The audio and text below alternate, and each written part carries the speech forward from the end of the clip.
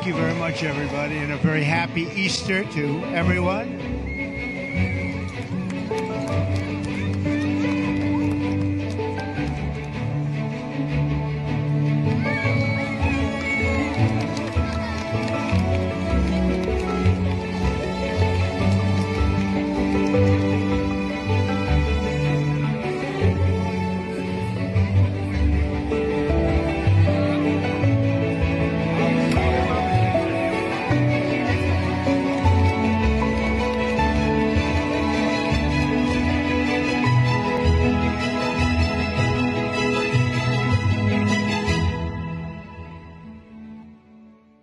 When power leads man towards arrogance, poetry reminds him of his limitations.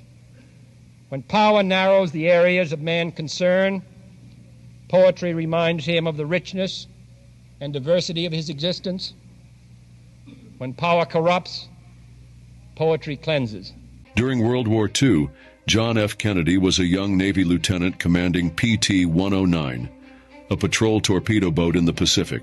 On the night of August 2, 1943, while on patrol near the Solomon Islands, a Japanese destroyer, Amagiri, suddenly rammed PT-109, slicing it in half. The explosion and impact threw Kennedy and his crew into the dark waters, killing 2 men instantly. Stranded miles from safety, Kennedy took charge, rallying the survivors and leading them to a small deserted island. Despite having an injured back from a previous injury, he swam for hours, even towing an injured crewman by holding the strap of his life jacket in his teeth. Over the next few days, the crew moved between islands searching for food and fresh water, all while avoiding Japanese patrols.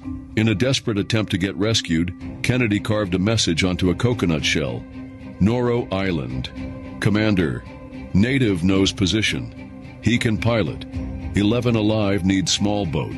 Kennedy. He entrusted the message to friendly Solomon Islander scouts who paddled through dangerous waters and delivered it to an Allied base. The plan worked. U.S. forces soon rescued Kennedy and his crew. The coconut, which quite literally saved his life, became one of his most cherished possessions. Years later, as President of the United States, Kennedy kept the coconut shell on his desk in the Oval Office as a reminder of his survival and leadership under extreme circumstances.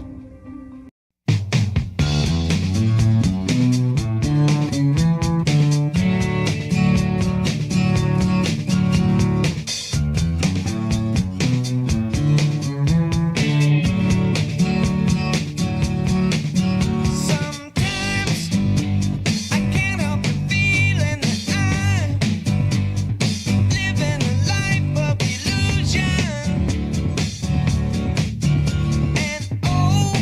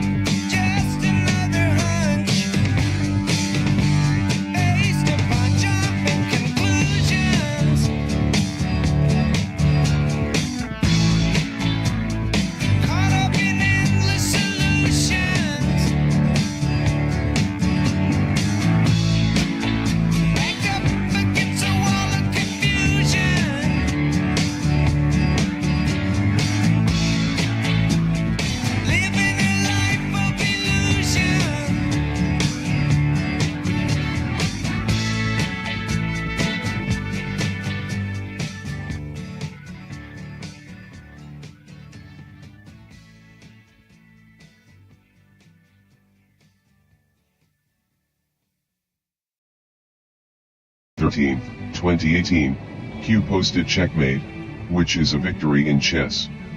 In 2024, Trump posted a hashtag by itself. In chess the hashtag means checkmate.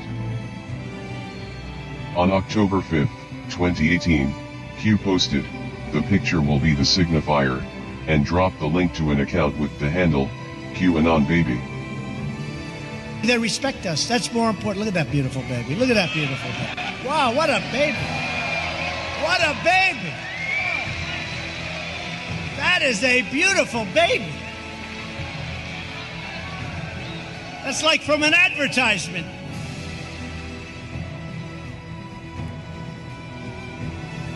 Look how happy that baby is. So beautiful. Thank you, darling. That's really nice. It's a great thing. Is that your husband? That's a great thing. Thank you. Congratulations, husband. Man. What a picture.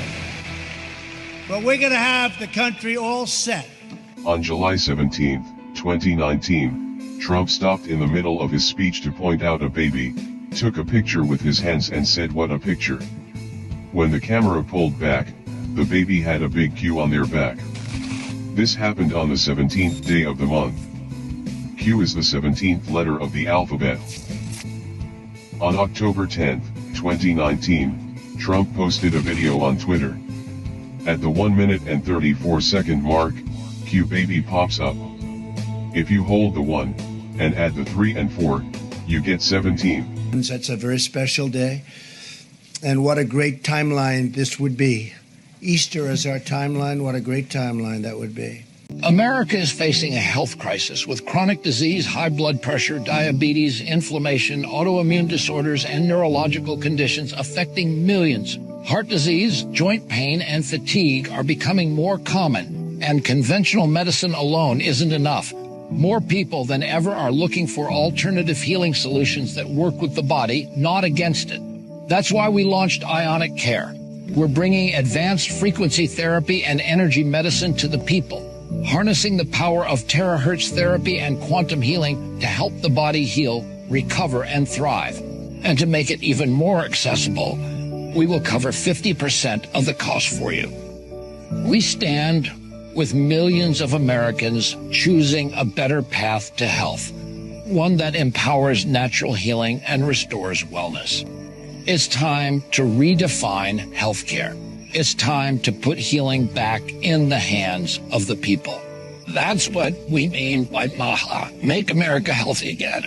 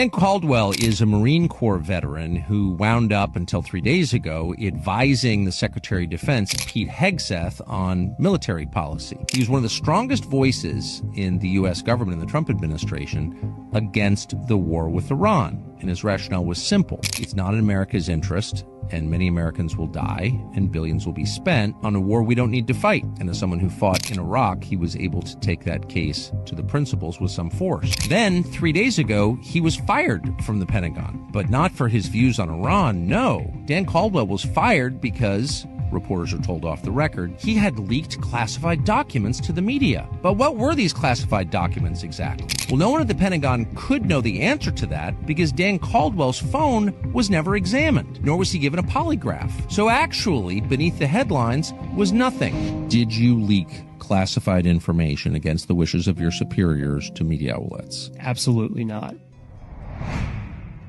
And you know, I want to talk about the two other gentlemen that are going through this with me. And what's going on with them in some ways is more infuriating because, as you said, I have a public profile. I took some what shouldn't be controversial positions but are.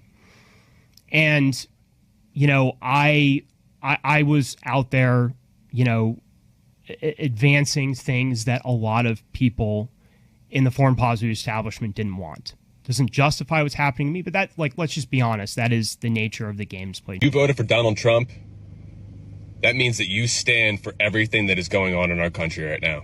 That you stand for all these tariffs, that you stand for this mass deportation, that you stand for getting men out of women's sports. I mean, the list goes on and on.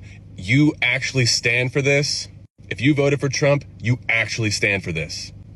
And if you voted for Trump, I just want to say that I love you and thank you so much for saving this country. Have a blessed day. Sometimes I'm right and I can be wrong. My own beliefs are in my songs. Butcher, the baker, the drummer, and then makes no difference what group I'm in.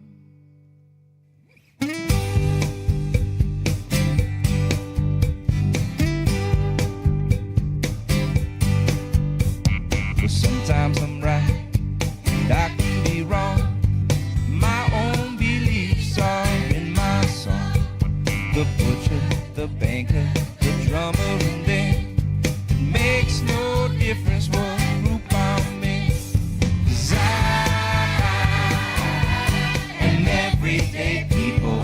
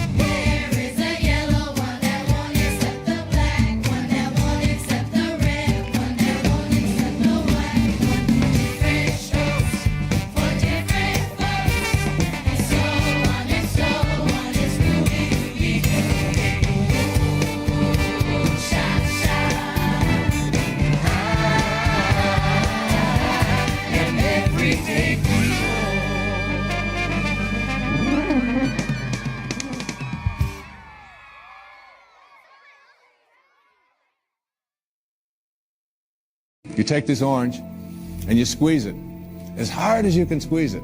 And you ask yourself, what will come out? And what comes out when you squeeze an orange? Orange juice. Never, no matter how many times you squeeze it, will apple juice come out. There's no mistakes. And the next question is why? Why when you squeeze an orange, as hard as you can squeeze it, does orange juice come out? The reason that orange juice comes out when you squeeze it is because that's what's inside. Now you extend the metaphor and someone squeezes you. That is, someone says something about you that you don't like. Someone behaves towards you in a way that you find offensive. Somebody does something or says something to you that you feel hurt by. And out of you comes anger, hatred, bitterness, tension, fear, anxiety, stress. And immediately you say, the reason that comes out of me is because of how he said it, or the way that she said that, or because they did that. But the truth is, the reality is, that what comes out is what's inside. John knows why we let him go. We did a lot of favors for John. He did some good work up front. Then he was moved along and asked to move along. Now he's misrepresented a lot of things in the press. It's unfortunate. We did right by him. We tried to help. He's spinning it otherwise. It's too bad. It's politics, I guess. So I think we got to educate people that the Federal Reserve is not a public government entity. It's a private entity. Owned by the robber barons that started this country, who manipulate the currency to their advantage. And that needs to be tackled. Again, I'm not the economic guru. I just know it's a problem. And I'll be honest with you, I don't know what the solution is, but it needs to be addressed.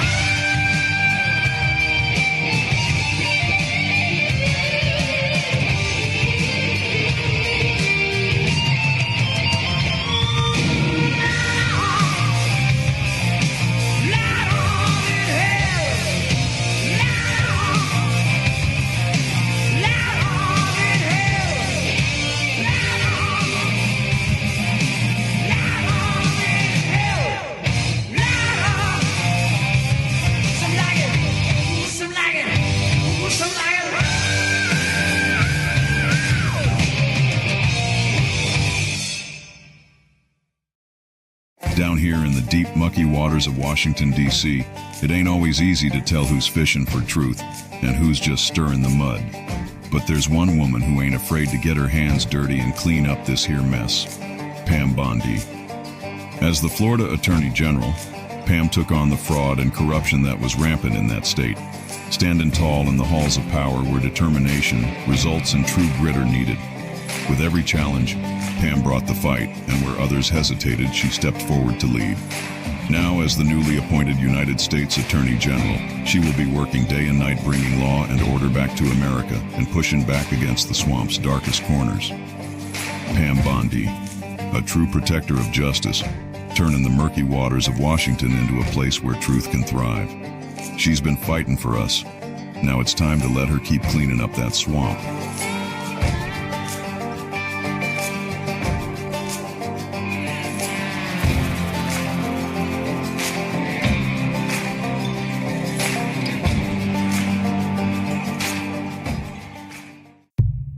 The forgotten men and women of our country will be forgotten no longer. January 20th, 2017 will be remembered as the day the people became the rulers of this nation again. The FBI is under new leadership, but the road to transparency is long. Dan Bongino, new FBI deputy, promises change after leaving a $4.9 million career for a $200,000 job. With 37,000 employees and a history of targeting Trump and MAGA, the agency's corruption runs deep. Every field office played a role in the January 6th investigations, but key records like the pipe bomber case are missing. Kash Patel and Dan Bongino are uncovering a decade of FBI misconduct, from surveillance to neglected threats. Exposing the truth will take time. Patience is key as they tackle this monumental task. This has been another public service announcement paid for by the Dilly Meme Team.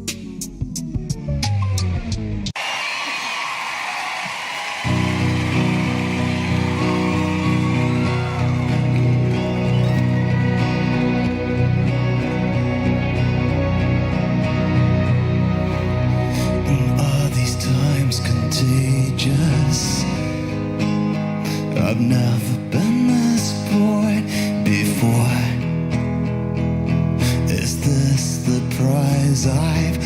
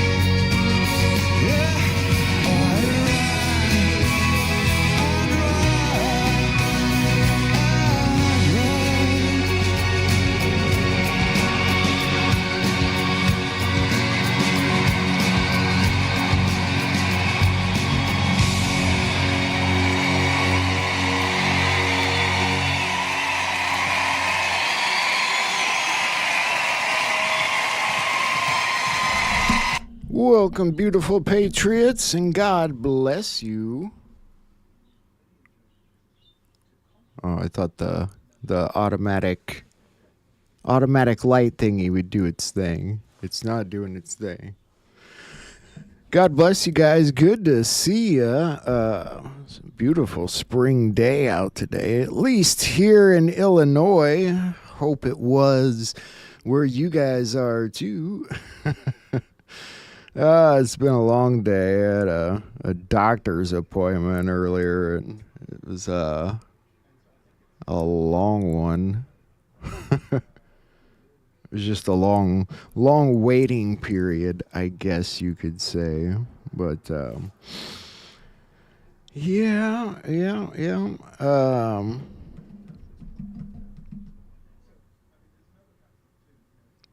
I had something to say again. I lost it. I'm starting to lose my mind, guys. Maybe I better go back to the doctor.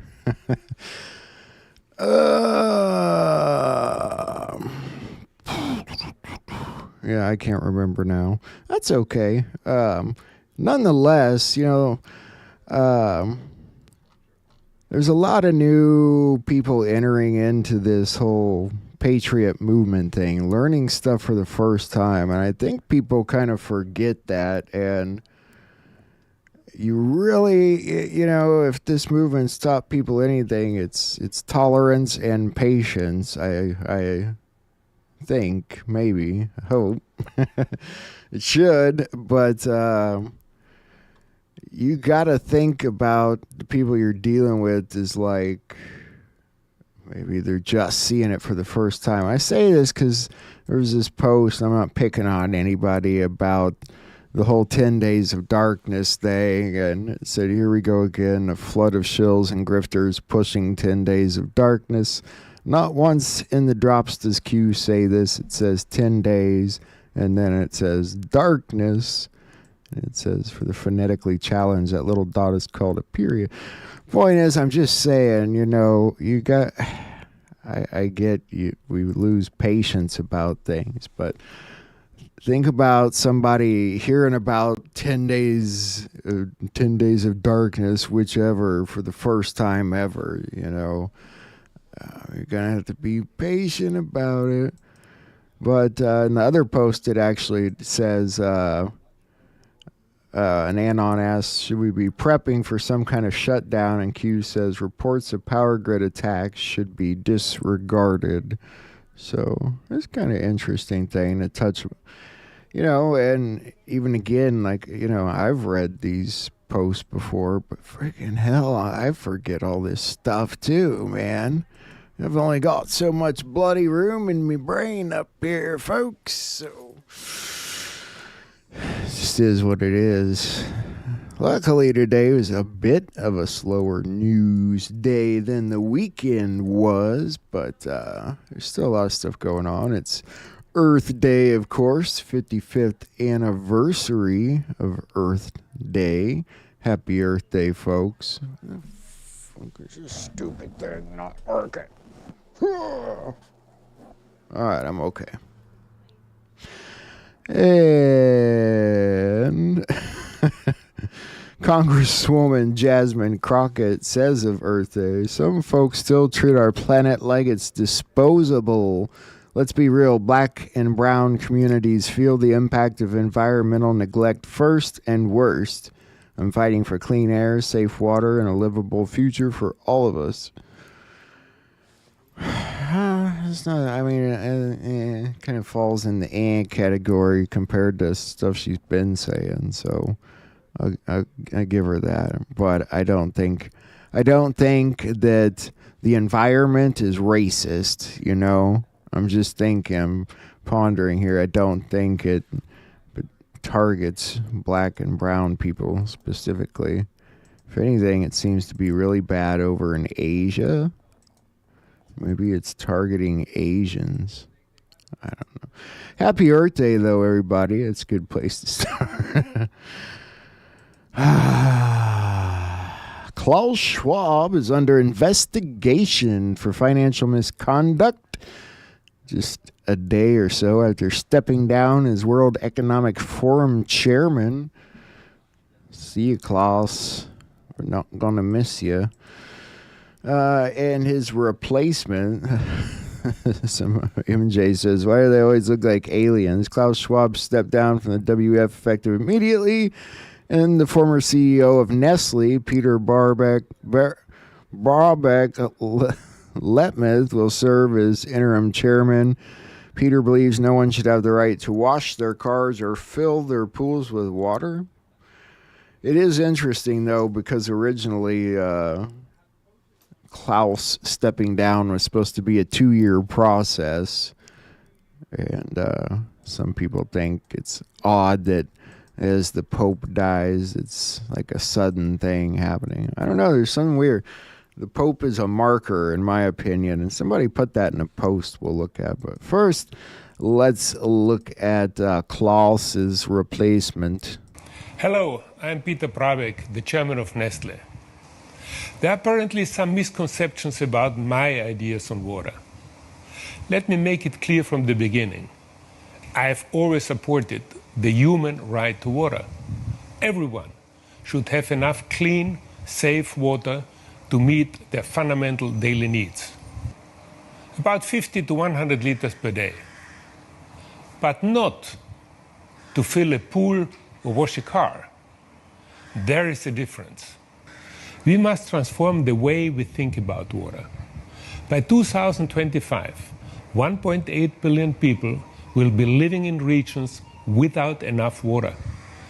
Water scarcity is the greatest challenge we face today. And we need to start recognizing water as a precious resource.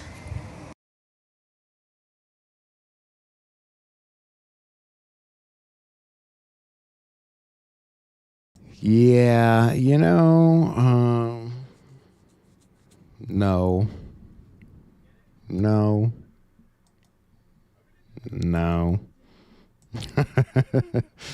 Don't like that guy already. Can tell that's going to be an issue. We got a lot of water on this planet. We just need to make it usable. But it costs a lot of money to do that, and they're cheap asses. So this guy was the George Soros-backed county attorney and a member of Tim Walz's administration we had mentioned the other day that was caught vandalizing at least 6 different Teslas. Apparently will not be facing any criminal charges. Not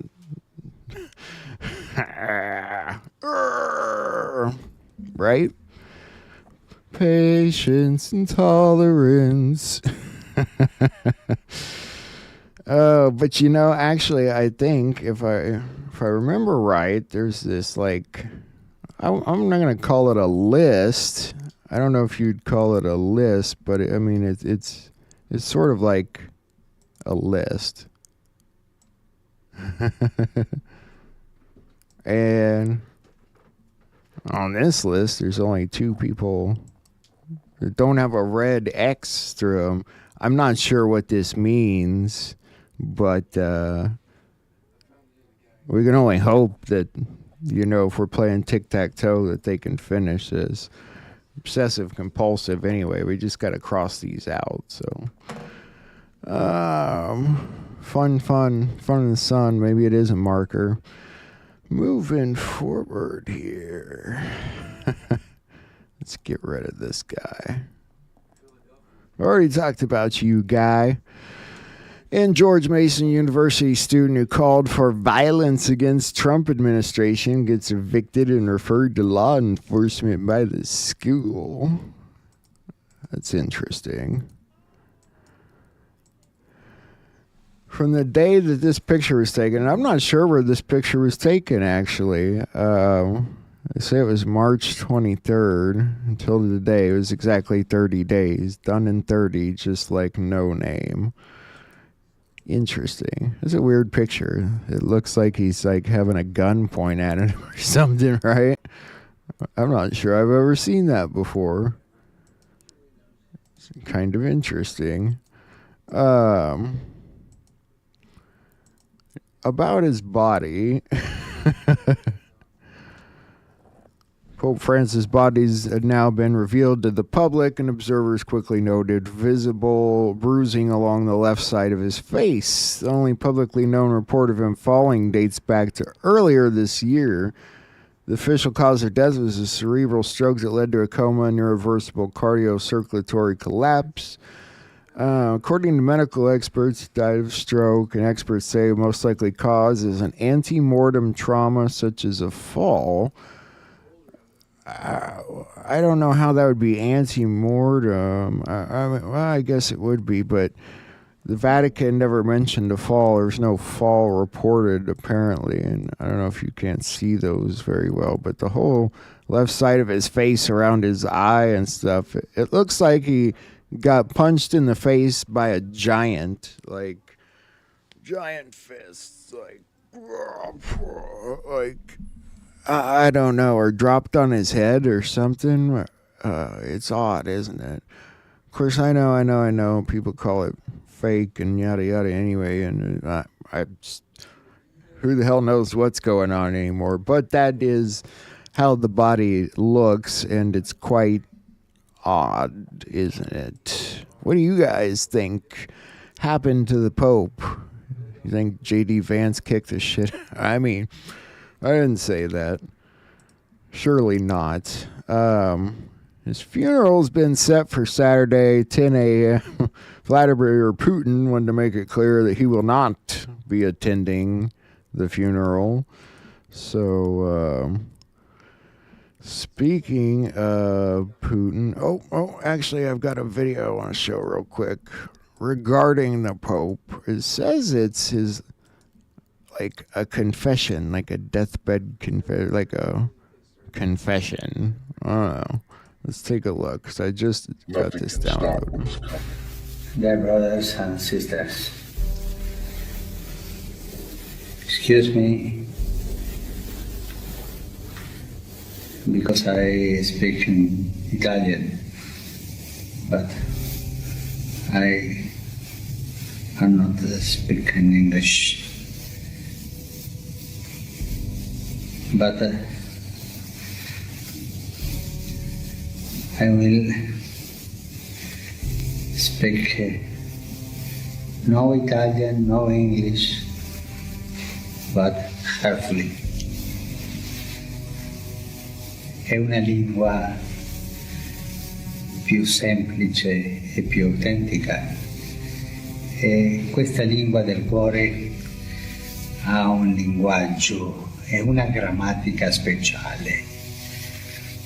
La grammatica semplice, 2 regole: ama Dio soprattutto e ama l'altro perché è il tuo fratello e la tua sorella, e con queste 2 cose andiamo avanti.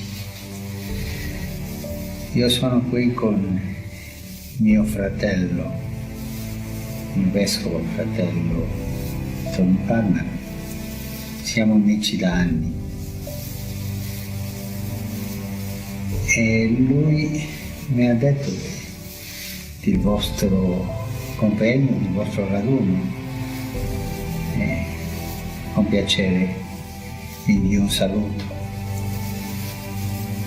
saluto gioioso e nostalgico.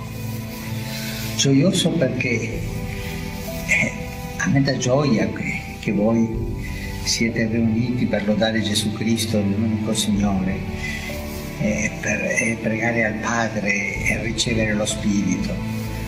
E questo dà gioia perché si vede che il Signore lavora in tutto il mondo. È nostalgico perché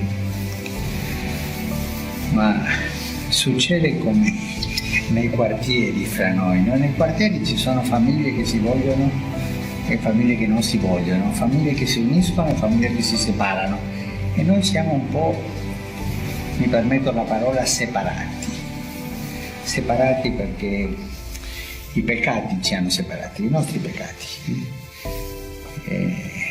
i malintesi nella storia, ma una lunga strada di peccato comunitario. Ma chi ha la colpa? Tutti abbiamo la colpa. Tutti siamo peccatori, soltanto uno è giusto, il Signore. Io ho la nostalgia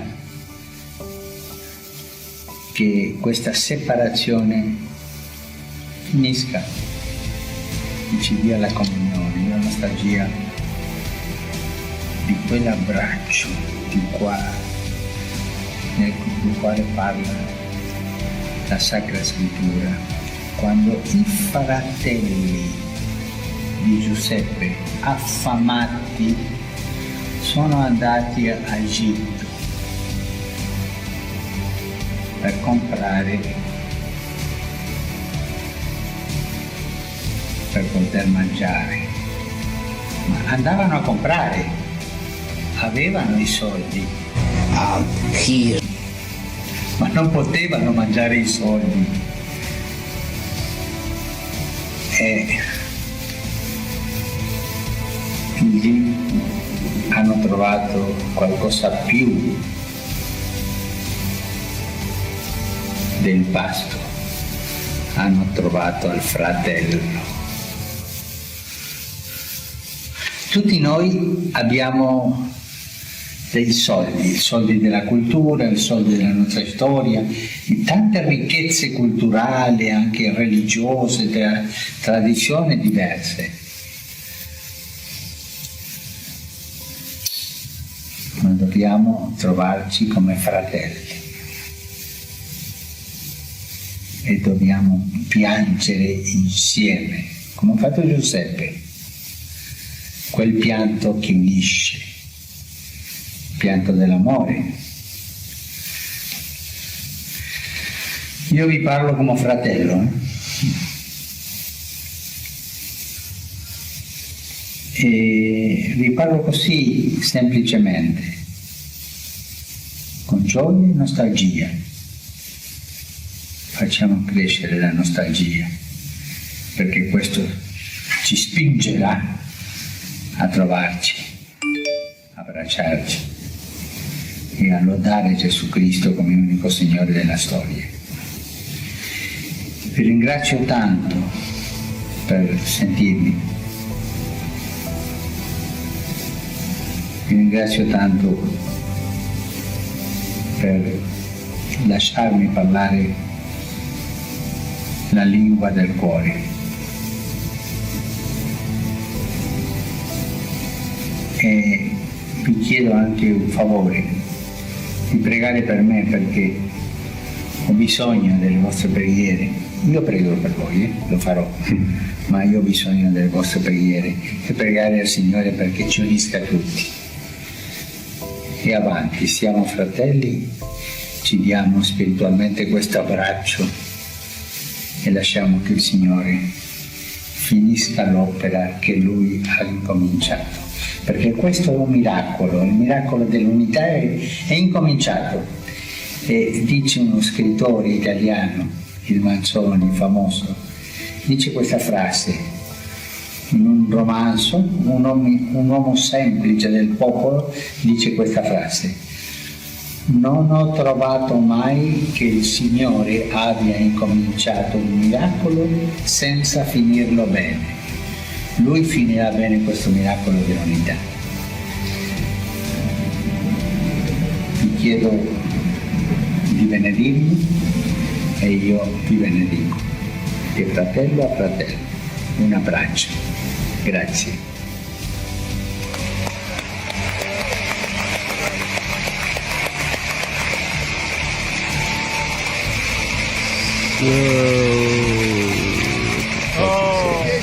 Oleman gelema handelege, bo fu predino un kindashe, stelle pero como blavadero. Crema andalo como po, mare clanglo, boble e quenclino, mare vale compara.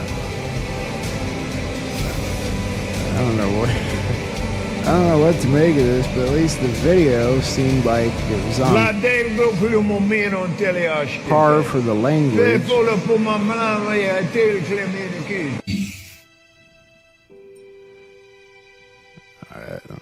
That's an odd video.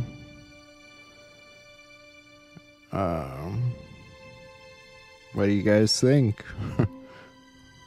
Was that the Pope in the video, first off? And pretty sure the Italian seemed,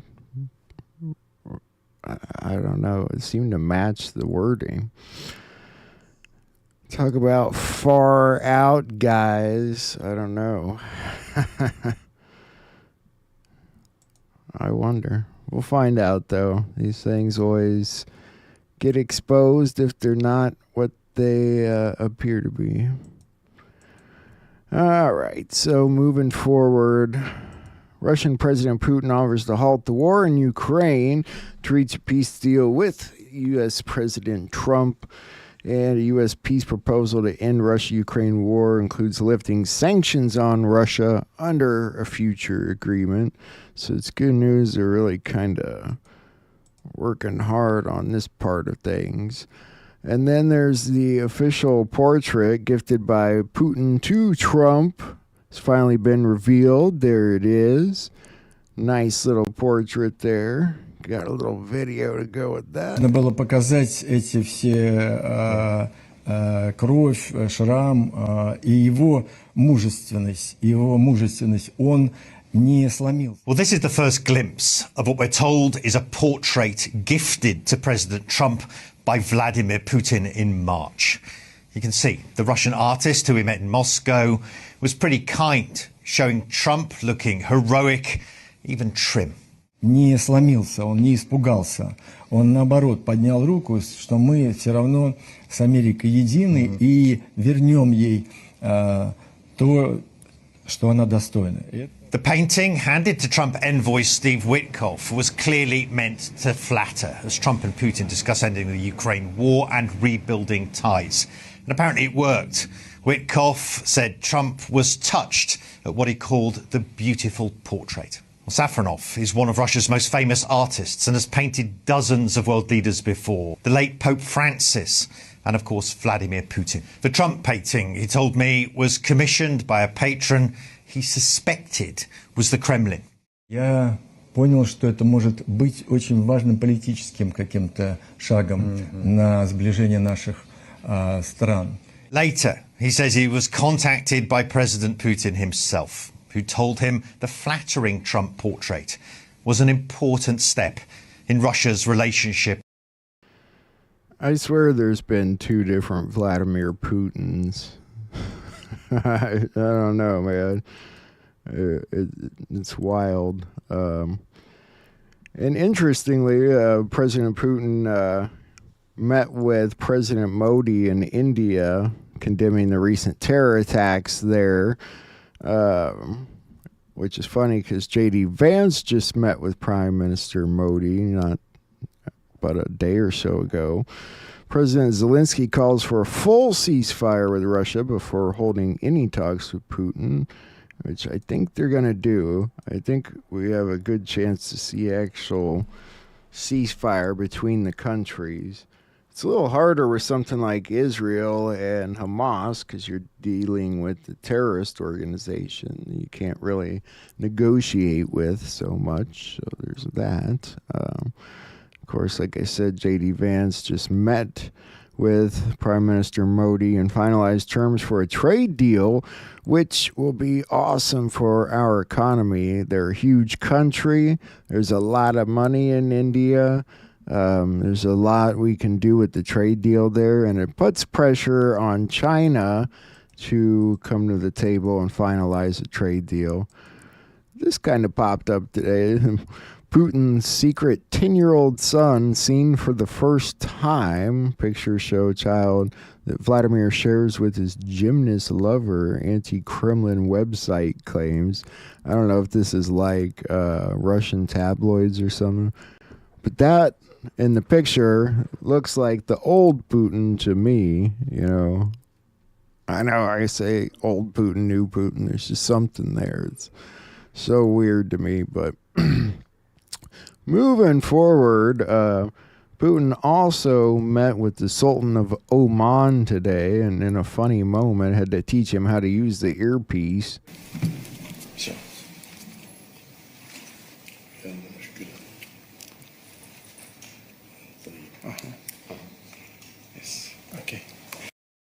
I don't know. I thought that was kind of funny.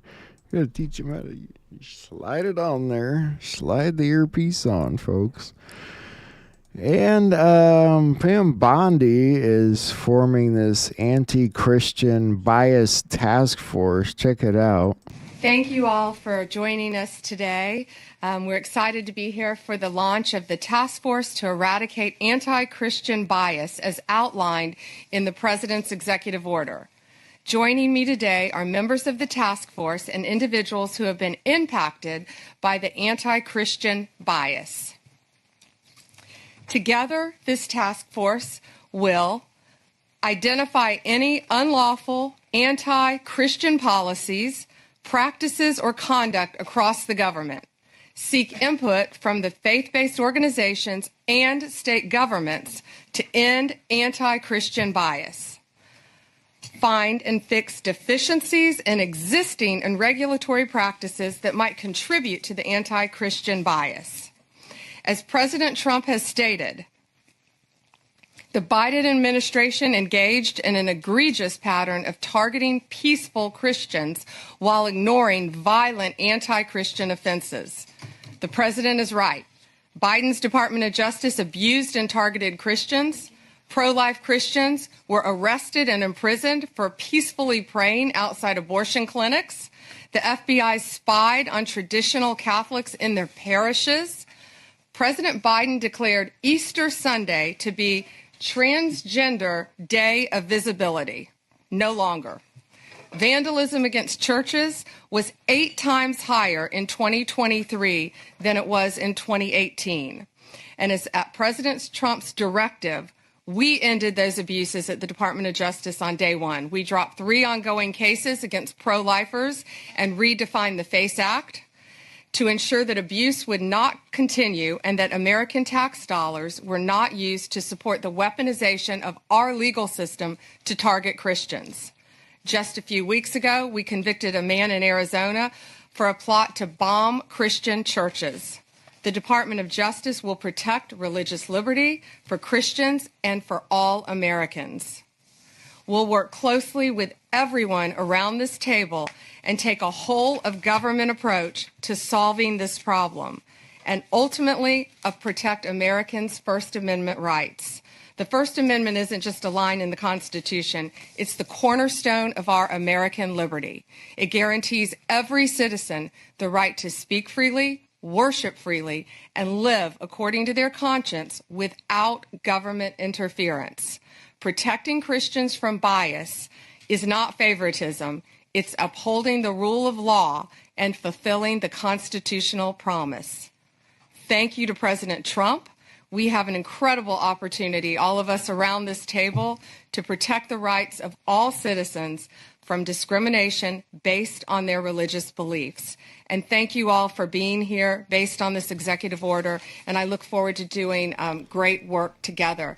I am glad she's doing this because, as we've seen lately, the stuff like in London, England, and stuff, it's getting bad over there again like it was here during the Biden administration, where Christians are being prosecuted and targeted while the same cities are promoting a lot of Muslim beliefs and allowing that kind of stuff to go on. So I agree with what she's saying. You know, and I don't have any news stories today on that Carmelo Anthony Austin Metcalf case, but, you know, I was thinking about it, and it seems very important to me that they prosecute this guy because from what it sounds like, this is one of these beefs like, oh, you made me look bad, so, you know,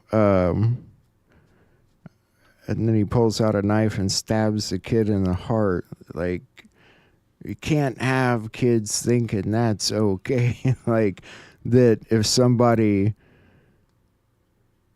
threatens you or, you know, makes your reputation look bad or threatens your rep, that it's okay to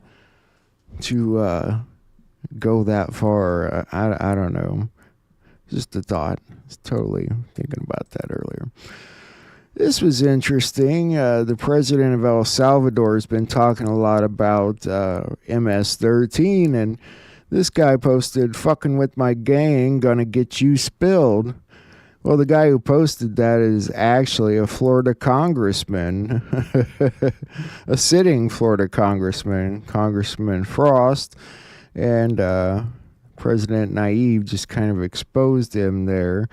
And he has been talking openly about it. They asked him about this Abrego Garcia guy, if he was an MS-13, or if MS-13 is satanic. MS-13 is one of the major gangs. And they are satanic also. That was my question. So very I'm little. sorry. No, but I would hope you will explain it, because very little has been written in the West about this. They're satanic, yes. But actually, literally, can you explain? Well, they didn't start as a satanic organization. They MS-13 started in Los Angeles, in the U.S., because Salvadorans weren't allowed to sell drugs by the Mexican gangs.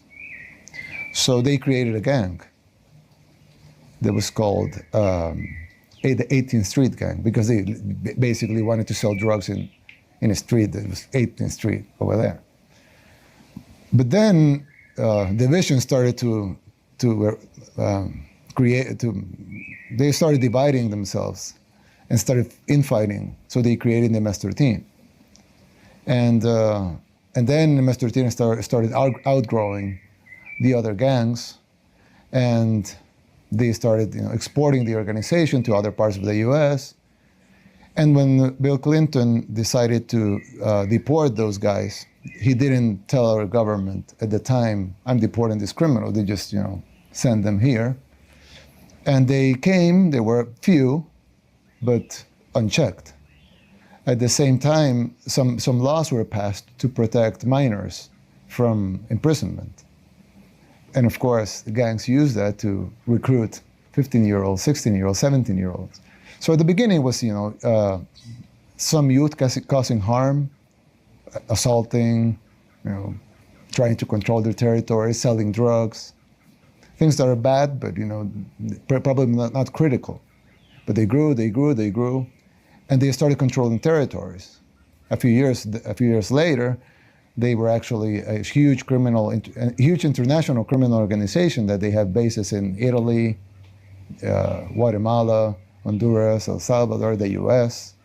Basically, a lot of major cities in the U.S. will have strongholds of. Right outside Washington, D.C. Yes, of course. And you have in Long Island and yes. In L.A. It's a huge criminal international organization.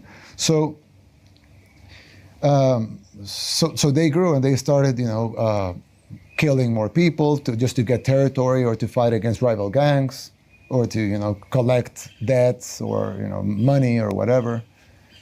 But as the organization grew, they became satanic. They started doing satanic rituals. I don't know exactly when that started, but it was well documented. Yes.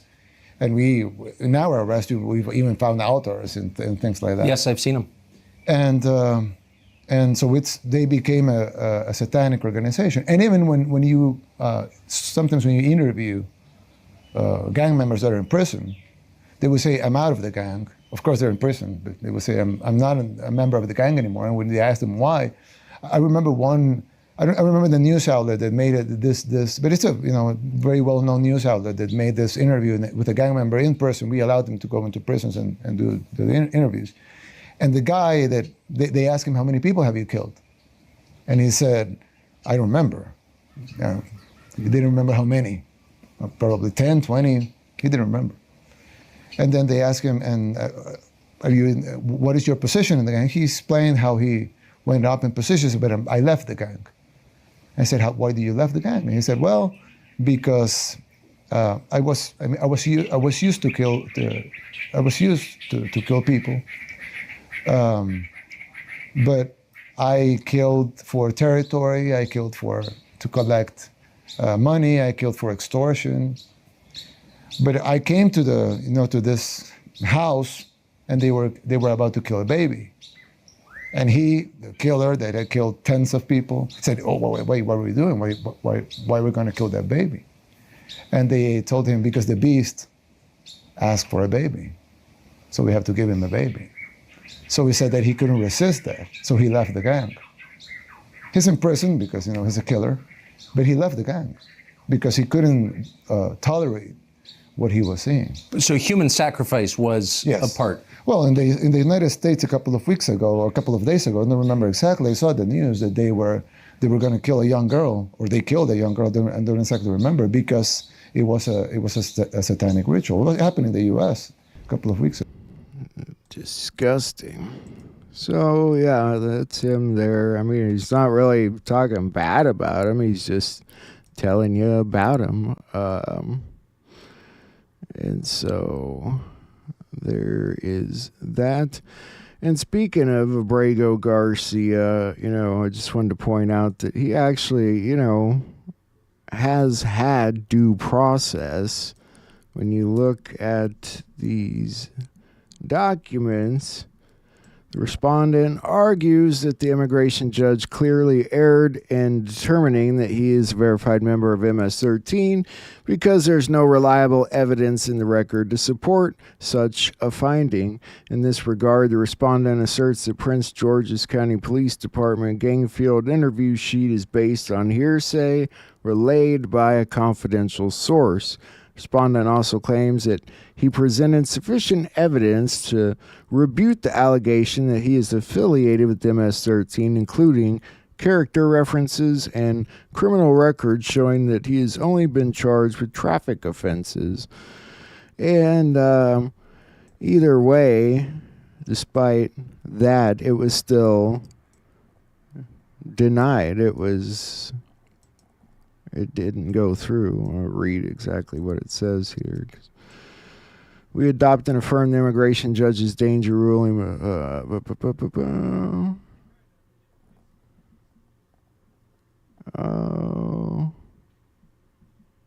think I'm missing a paper, but yeah, they decided, they dismissed it, basically. That's what I was getting at. So he has had some due process there. And we talked about this guy yesterday, New Mexico Judge Joel Cano, who resigned after ICE arrested a Tren de Aragua gang member living in his home, where the suspect was found with illegal firearms. The Department of Justice is now probing Cano's recent cases for potential bias or misuse of judicial authority, as they fear he may have been influenced by his association to the gang. So you can see how that's a bit problematic, obviously. I think I mentioned that too. And the Trump administration is launching the biggest shakeup at the State Department in decades, the Free Press reports, closing 132 offices under secretaries to reduce personnel by 15%, and they're moving another 137 offices. We take a very quick look at that. Tom Ells with the BizTalk with more government, Doge, and Trump budget news. Trump is now proposing major cuts to the State Department and USAID for fiscal year 2026. They've gone through them and they've been identifying departments and large programs that have no bearing on the welfare of the people of the United States, such as the circumcision study that was done in Tanzania, I believe. What the hell is that all about? People still in Western Carolina are looking for true aid, homes, and rebuilt roads. Meanwhile, they found this budget is full of puff and pork. And you should go see how the left and right cover it, and you can do that at vtnews.ai. There's a very interesting component to this, and what's even more interesting is you see the ties to senators and congressmen as money that goes overseas and foreign aid sometimes comes back as donations to their reelection campaigns to the PACs, where the dark money is sometimes not traceable. In this case, the story doesn't connect all the dots, but you can see the dots that are being connected so that citizens like you and I that said, hey, man, not with my tax dollars. Check out the full story.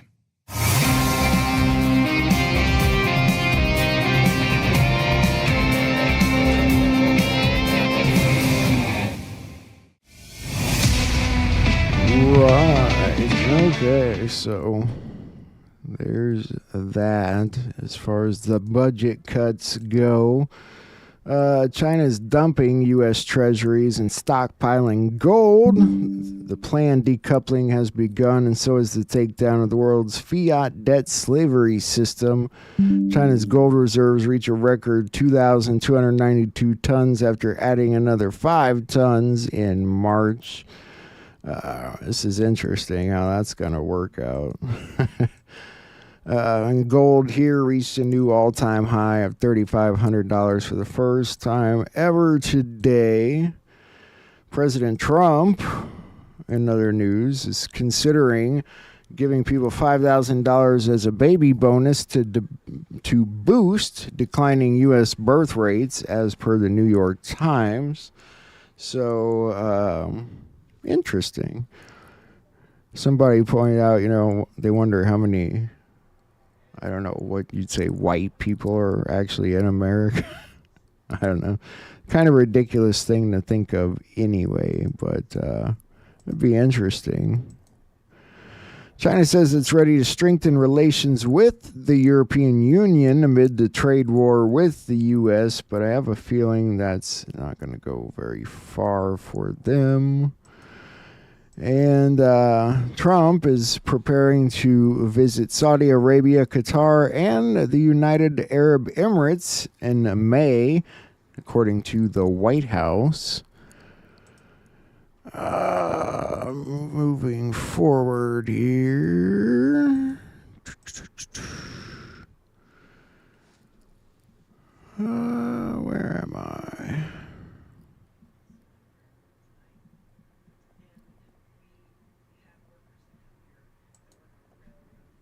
Take a look at what actually we're going to jump into this Catherine Herridge video because this is important. This is about the direct energy weapons, and this is going to be an important interview. So let's take a look. Are directed energy weapons real? Without doubt. Have directed energy weapons been used against U.S. government personnel? Absolutely. These are weapons of maximum disruption. Mike, you did counterintelligence work for the U.S. government. You dealt with highly classified information. We walked in on an operation that the hostile country was doing. So you were attacked by a hostile intelligence service. Right. It fundamentally disrupts the brain network. Yes, ma'am. And can cause brain cell death. Yes, ma'am. We'd applied for workers' compensation. The agencies involved did everything they could to not approve my application. You were denied 3 times for workman's comp. Right. All these people being injured, and you're just saying, no, it didn't really happen. I have a letter here from one of the country's leading Parkinson's experts. I can state that Mr. Beck has a much more clearly documented exposure to a microwave weapon than those patients described in either the literature or the media. Mr. Beck clearly merits the recognition that his Parkinson's disease and its associated symptoms are due to his government service. Mike, do you think it's a government cover-up? Yes.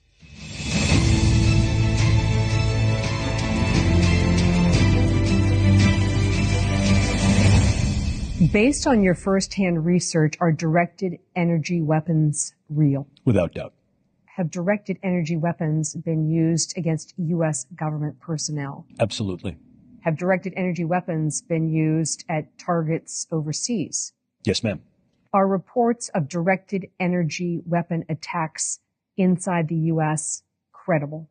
Absolutely. A longtime advisor to the U.S. military, James Giordano is the director of the Center for Disruptive Technology and Future Warfare at the National Defense University. Giordano shared his expertise with the caveat he does not speak for the U.S. government. These are weapons of maximum disruption. It allows you to get in fast, hit hard, get out, and then, and only then, will the effects begin to be known. In 2016, when almost 24 government employees became ill in Cuba at the U.S. Embassy, Giordano was brought in as a lead consulting neuroscientist. The U.S. diplomat's debilitating brain injuries became known as Havana syndrome, or anomalous health incidents. How many types of directed energy weapons exist that have been used against U.S. government personnel? To my experience and from my analysis, essentially 3. So we're looking at 2 forms of sonic weapon. They both use sound and the expansions and contractions of a sound wave as the mechanism by which it's going to disrupt function and structure of various tissues, but they do so differently. And the third was something that was really something of a revelation, and this is the use of scalable and directable microwaves. With nearly 2,000 reported attacks in more than a dozen countries, our team hit the road to investigate validated Havana syndrome cases. We traveled to Maryland and this assisted living facility to visit retired counterintelligence officer Mike Beck. Medical records we exclusively obtained link a microwave weapon to Beck's clearly documented brain injury. Beck moved here last August after his condition worsened, and his wife of 40 years could no longer care for him at home. It's devastating. We had a bucket list for when we retired, and being together was on it, not living apart. Mike, was it a hard decision for you to leave your family home and move into assisted living at, 63? It was hard. It was depressing. But I understood the situation I was in. Help people understand what they're seeing and hearing from your husband. So it has been a slow deterioration over time, and he's gradually losing his train of thought. He forgets what the next word is, so he'll get stuck, and he'll stop because his brain isn't processing fast enough. An incredibly sharp and capable counterintelligence officer, much of Beck's 33 years of government service remain classified. Beck's progressive brain injury has left him physically and mentally debilitated. We took multiple breaks during our interview. Mike, you did counterintelligence work for the U.S. government. You dealt with highly classified information above top secret special access programs. Does your government intelligence work remain highly classified to this day? Yes. Yes, it is. A year after this home video was shot of his daughter's christening in 1995, Beck describes a directed energy weapon attack that hit him and his partner while on assignment for the U.S. government. The location remains secret. We traveled to a hostile country, and we found some pieces of gear that we only heard about. We walked in on an operation that the hostile country was doing. So you were attacked by a hostile intelligence service after you made a major find about their capabilities that they were going to use against the United States. Right. This 2014 national security memo linked the hostile country where Beck says he was attacked to a high-powered microwave system weapon. But the Becks are still fighting for recognition. If this memo is not enough evidence that your husband was hit by a directed energy weapon, what else does the U.S. government need? They basically wanted the hostile country to say, yes, we hit Mike Beck on this date, this time, in this place. Why do you think the U.S. government is setting the bar so high?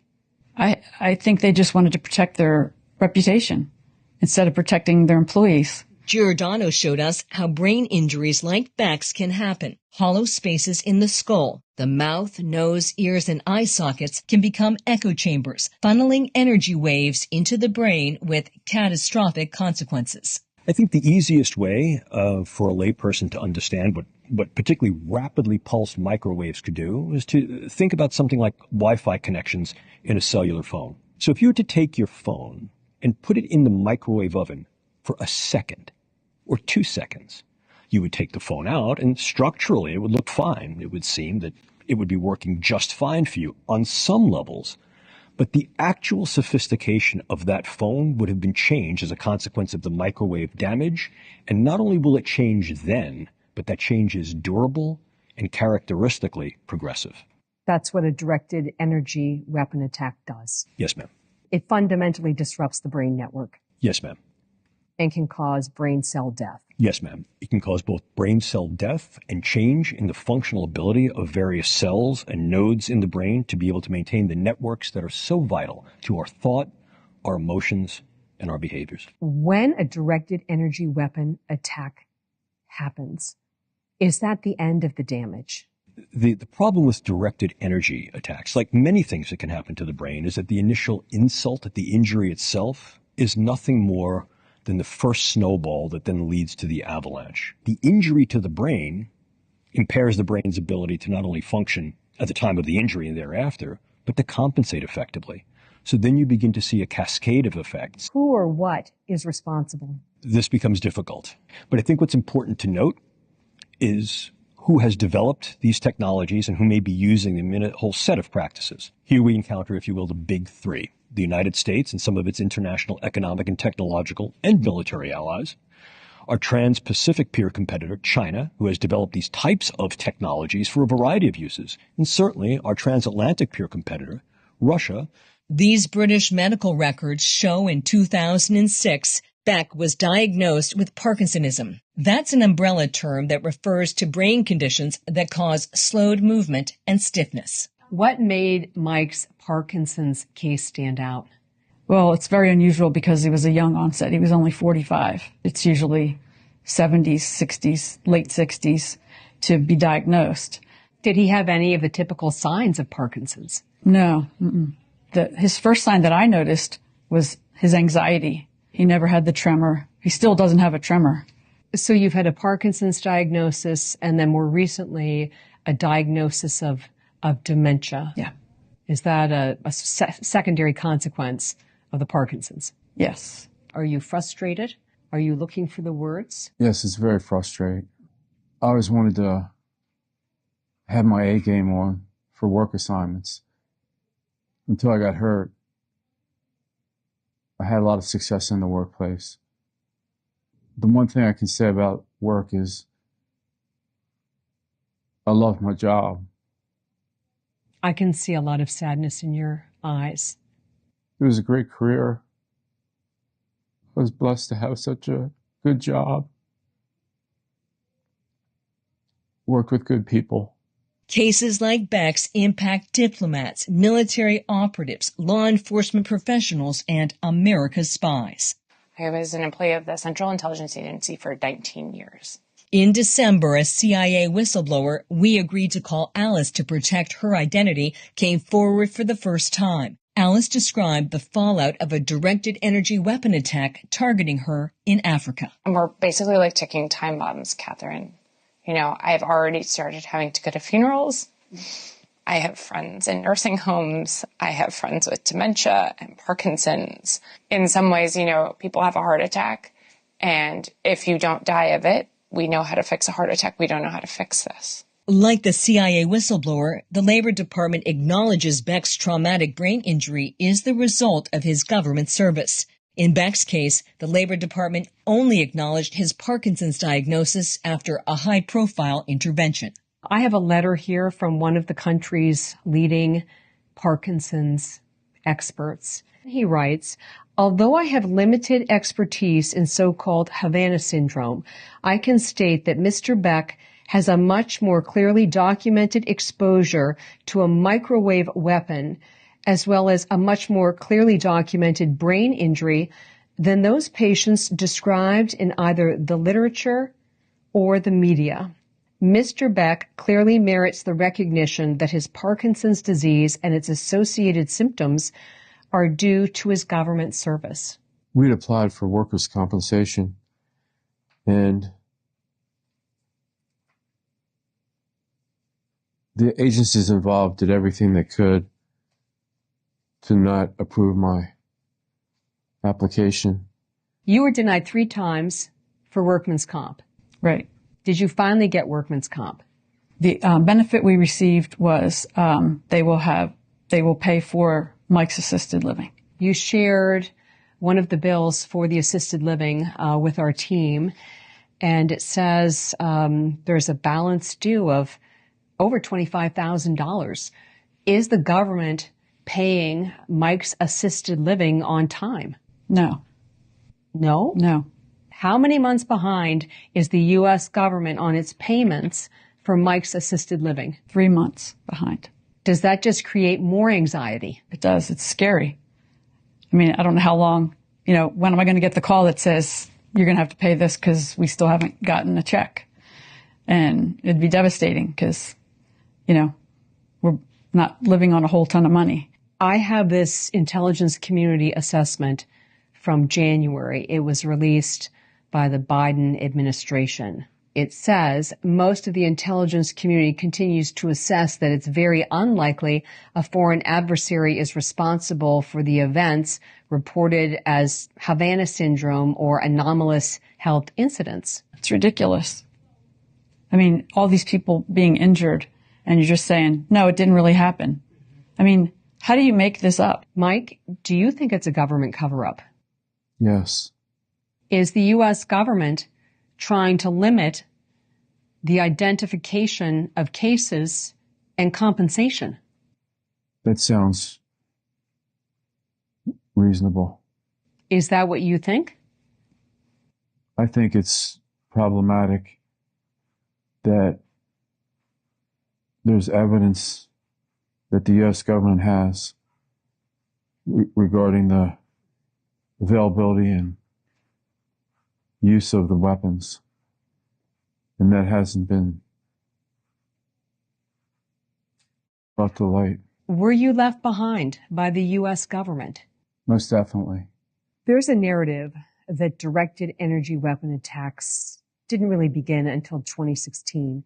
Is that a false narrative? It is. It is. I think part of the problem is that the cases prior to then were far more insular cases, and they occurred in particular circumstances that did not warrant broad public dissemination. In other words, characteristically, it was some aspect of that case that was classified. The Trump administration is more openly addressing Havana syndrome. In February, we sat down with Secretary of State Marco Rubio. But I think there are most definitely cases where there is no logical explanation other than the fact that some external mechanism caused them to suffer brain injuries that in many cases look like they were hit over the head with a baseball bat or assaulted somewhere. We can't ignore that. And in the meantime, what we have to ensure is that whether they were State Department personnel or working for some other agency, that those people are getting the treatment and the support that they need. Has there been a sea change within the U.S. government about directed energy weapon attacks?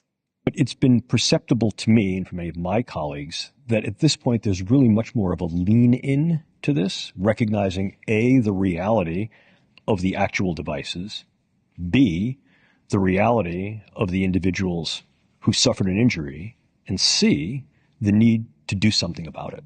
Mike, what are you fighting for? Equity for our family.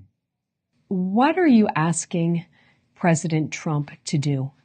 Clean up the mess that's been made with all these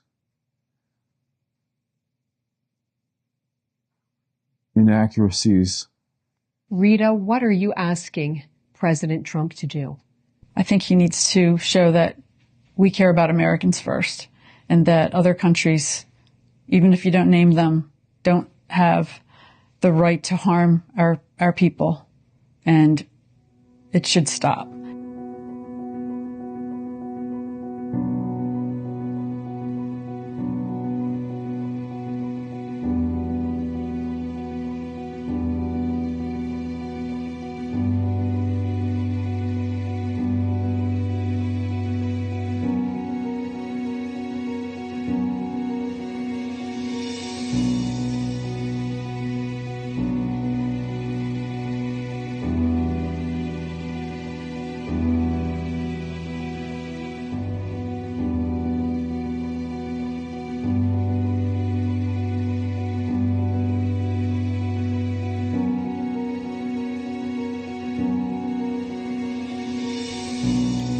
So, Juan's been talking about how lately we're supposed to be getting some stuff about the direct energy weapons involved in Lahaina, there in Maui and California and other places, which is direct energy weapons used on civilians.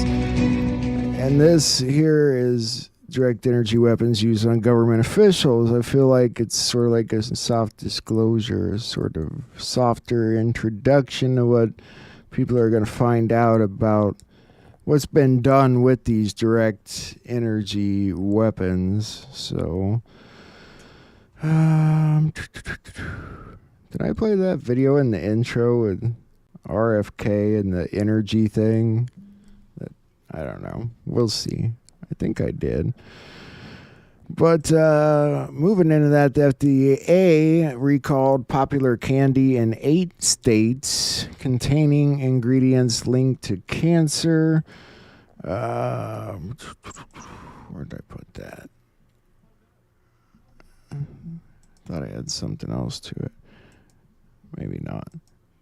But it's golden crop candy, which was imported from China. And the dye acid red 18, which is mainly used in manufacturing for dyeing materials such as leather, plastic, wood, medicine, and cosmetics, has been banned in the U.S. after studies found that it is linked to hyperactivity and cancer. So they were also found to contain blue dye number 1, red 40, but were not listed on the product label. So there is a recall on any golden crop candy. To point that out. And they're obviously getting ready to kick off a whole new initiative against dyes. So let's jump into this and take a look. So today the FDA is taking the following steps. Number 1, establishing a national standard and timeline for the food industry to transition from petroleum-based food dyes to natural alternatives. Number 2, initiating a process to revoke authorization of synthetic food colorings, including those not in production, namely citrus red number 2 and orange B, within the coming weeks. Number 3, taking steps to eliminate the remaining 6 synthetic dyes on the market from the U.S. food supply, specifically red dye number 40, yellow dye number 5, yellow dye number 6, blue dye number 1, blue dye number 2, and green dye number 3 by the end of next year. Some people feel they're taking their time with that for how dangerous they've announced them to be. For companies that are currently using petroleum-based red dye, try watermelon juice. Or beet juice. For companies currently combining petroleum-based yellow chemical and red dyes together, try carrot juice. The FDA is also announcing plans today to authorize 4 additional natural color additives using natural ingredients in the coming weeks, while also accelerating the review and approval of other natural ingredient colors. I have a few more things here. One of the probably, when I met with, and I want to commend the food companies for working with us to achieve this agreement or this settlement. And when I went in a few months or about a month ago to meet with a few food companies, I was talking with my staff about these petroleum-based dyes, and I said if they want to add petroleum, if they want to eat petroleum, they ought to add it themselves at home. But they shouldn't be feeding it to the rest of us.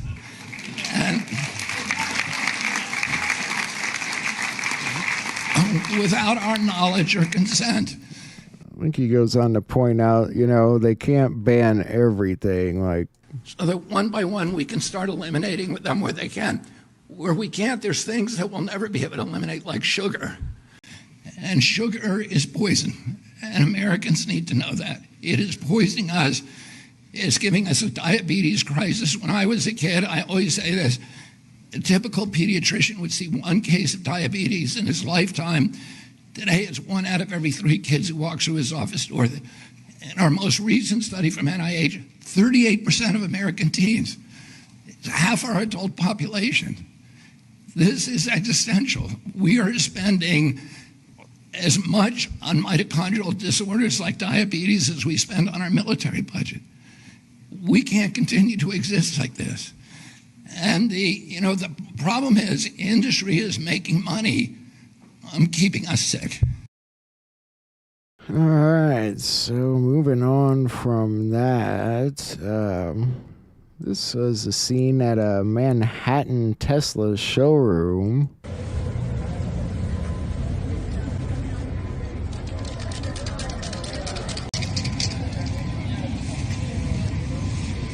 These are climate activists targeting Elon Musk, clearly. Still.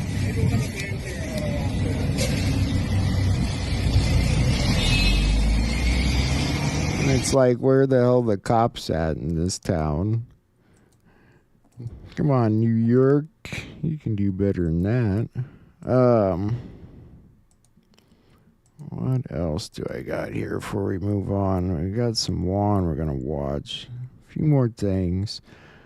This guy's got a video about that $150 trillion trust we've been talking about. Just as it was before they instituted beforehand, as well as a consumer tax, and that's all we need.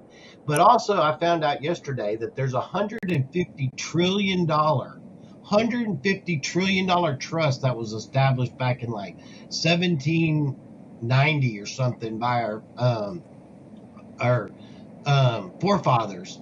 That was actually, that's what it's valued at now, right? And then the deep state's been trying to get at this trust, and that they haven't been able to. And finally, with Trump instituting the sovereign trust fund, it's got a place now for the people, for it to actually have beneficiaries to pay out to.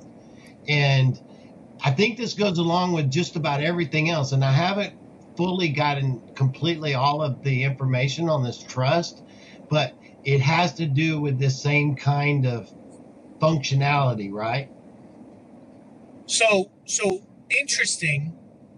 Andrew Jackson did not, I believe it was 1828 or 1830, Andrew Jackson did not renew the charter for the Second Bank of the United States of America, right? Right. But that bank was never dissolved.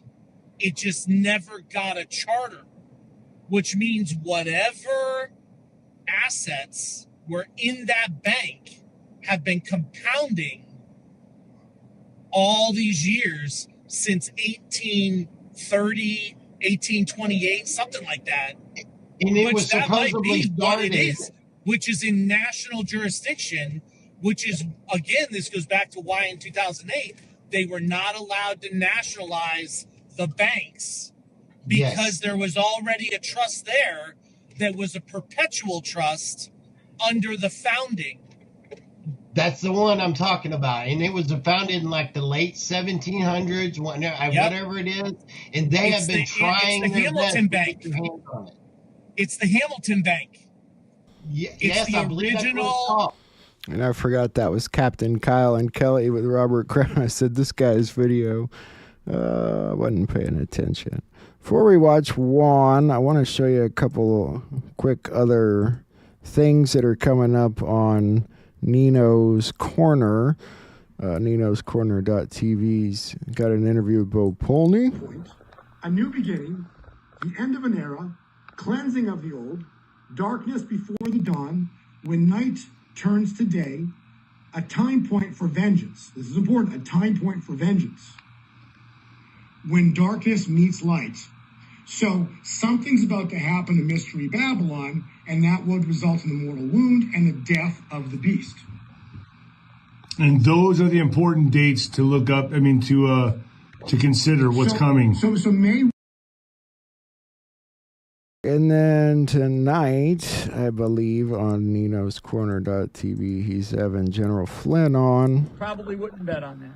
So what do we go after? Prioritize the criminals, prioritize the thugs, prioritize the ones that we know that we can go get. You know, and as they're stalling everything, they're gonna inflame the protests with people like Kilmer, Garcia. They're gonna inflame the protests. I live in Florida. Okay, I live in Sarasota County. The other day, right down the street, this is a quiet, generally it's Florida too, right? I mean, this is the snowbird season, for Christ's sake. down the street, we had a protest about this guy in El Salvador. This 250 people showed up here in this town with their signs and their placards and, and all this stuff. And I'm like thinking to myself, God, these people are so brainwashed. And so it's not just.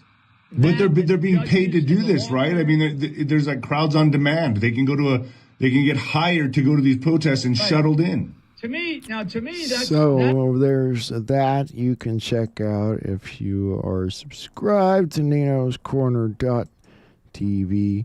Now we're going to start out with some Juan, and there's also some Field McConnell tonight and some other stuff to look at. So let's go ahead and get started while it's early, shall we?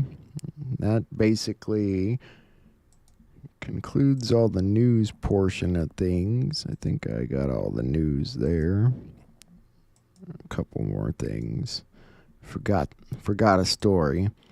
Swiss pharmaceutical giant Roche on Tuesday announced plans to invest $50 billion in the United States. I don't know how to feel about that. I'm not sure if that's the kind of investments we're looking for, giant pharmaceuticals.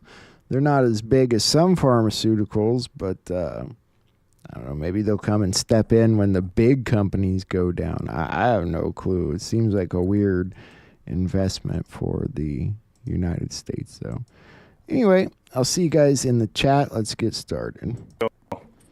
Well, there's a whole bunch with the eights and the breaking the eights and stuff like that. There's other symbology also in there. The one thing I think people have to kind of hear on this, Klaus Schwab stepped down yesterday, made that announcement yesterday. And then mentioned the fact that he was in his 88th year. He's actually 87. And, but to note 88 like that, was kind of unusual. And, who says, I'm stepping down, I'm now in my 88th year, but he's actually 87. He was trying to make some kind of a point. And then immediately after that, this morning, 7:35 Rome time this morning, the Pope passed away. And, where I find it most interesting, the person that tied these two people together for me is Leo Zagami. Now, Leo Zagami is a former priest, but there's all sorts of issues there for him. He's been attacked by the church. I think if anybody has the best handle on this and the tie to this international conspiracy that goes all the way into the church, I don't know of anyone else who has a better handle on it than Leo Zagami. And I'd suggest if you are able to get him on for an interview, or if there's other interviews out there of him in this context, everybody should go take a listen. I certainly think he's as on it as anybody out there. And he gets the tie between this Masonic cabal, the globalists out of Central Europe and the Davos crowd, the church, and a handful of other related families that are working together for this global control, including the Jesuits. And, I'm not Catholic myself. I understand to have many priests that are very close friends, beautiful. These are true believers, great folks. But within the Catholic Church, there's a captured operation and targeted even within the leadership of the Catholic Church and the Protestant Church. They're very controlled by these cliques that have invaded and taken control of these religious operations or centers. So there is no coincidence. There is no coincidence with the World Economic Forum announcing Klaus Schwab stepping down and the Pope passing away from the Catholic Church, the Vatican. Those are the two institutions that are highly controlled by the cabal, correct? Yeah, well, even look at President Trump. Yesterday, he delivered an Easter message, and it was really a shot across the bow for many of these cabals that were, having some kind of a engagement with from a leadership standpoint within the government of the United States. And what President Trump is doing. On that picture, you have the bunny rabbit, which has nothing to do with Christianity or the faith. It's Easter Day. That's the fertility rituals and Ishtar, the goddess. You know, Jennifer and I did a show years ago, Easter My Keister, because the church is celebrating Easter based on moon cycles, not the Passovers, which is the basis of Christ's death and resurrection in the Old Testament. The Passover with the putting the blood on the doorposts and lintel, and eating of the lamb in haste because they had to hurry and leave that next day. But the Easter is it's celebrated, you know, merchandised in the current world, you know, with baskets and bunnies and eggs and everything else. And that's part of the Easter holiday, Esther holiday, this moon goddess, and fertility rites. And by the way, the completion of that is on May 1st. And of course, you have the dancing of the children around the maypole and the intertwining of their ribbons, the red and the white and others, but which is symbolic of the intertwining of the DNA. These are the children that survive this season of sacrifice. And by the way, that's sick. The season of Forticidia, which is what we're in, which is from approximately mid-April till the end of April, is when many happen. So, for example, anyway, there's rituals that occur on these dates in this season over and over and over and over again, and children are at the center of it. But the Pope passing in this season and the handing the baton of power is a very big deal. So, is there going to be someone who's going to be the successor? Any word on that? Well, I think again, Leo Zagami has nailed it. You know, and I have lots of friends that are priests that have talked on these subjects. So Vagano's great on this, but the one that is the best is Leo Zagami. He has been talking for quite some time, I think almost 10 years, that the next pope was going to be most likely from Central Africa and was going to be black. And of course, that's this movie Conclave. Hollywood's always helping with these globalist themes. That just came out, right? Yeah, it just came out. So you're telling me that the next pope is going to be not the black pope, but a black person in color pope. Well, and in fact, you know, there's an interesting part of that. When we had, Pope Francis came into the papacy through an oddball set of circumstances where the prior pope stepped down for health reasons. So in the way that many speak about this, you had two white popes, the ones that are visible, and you had two black popes, which is the Jesuit order and the army, if you will, of the church in the way that many speak of it. And so there's this hidden power and control from the Jesuit side, but many discuss the fact that Francis really was almost a hidden Jesuit holding this position.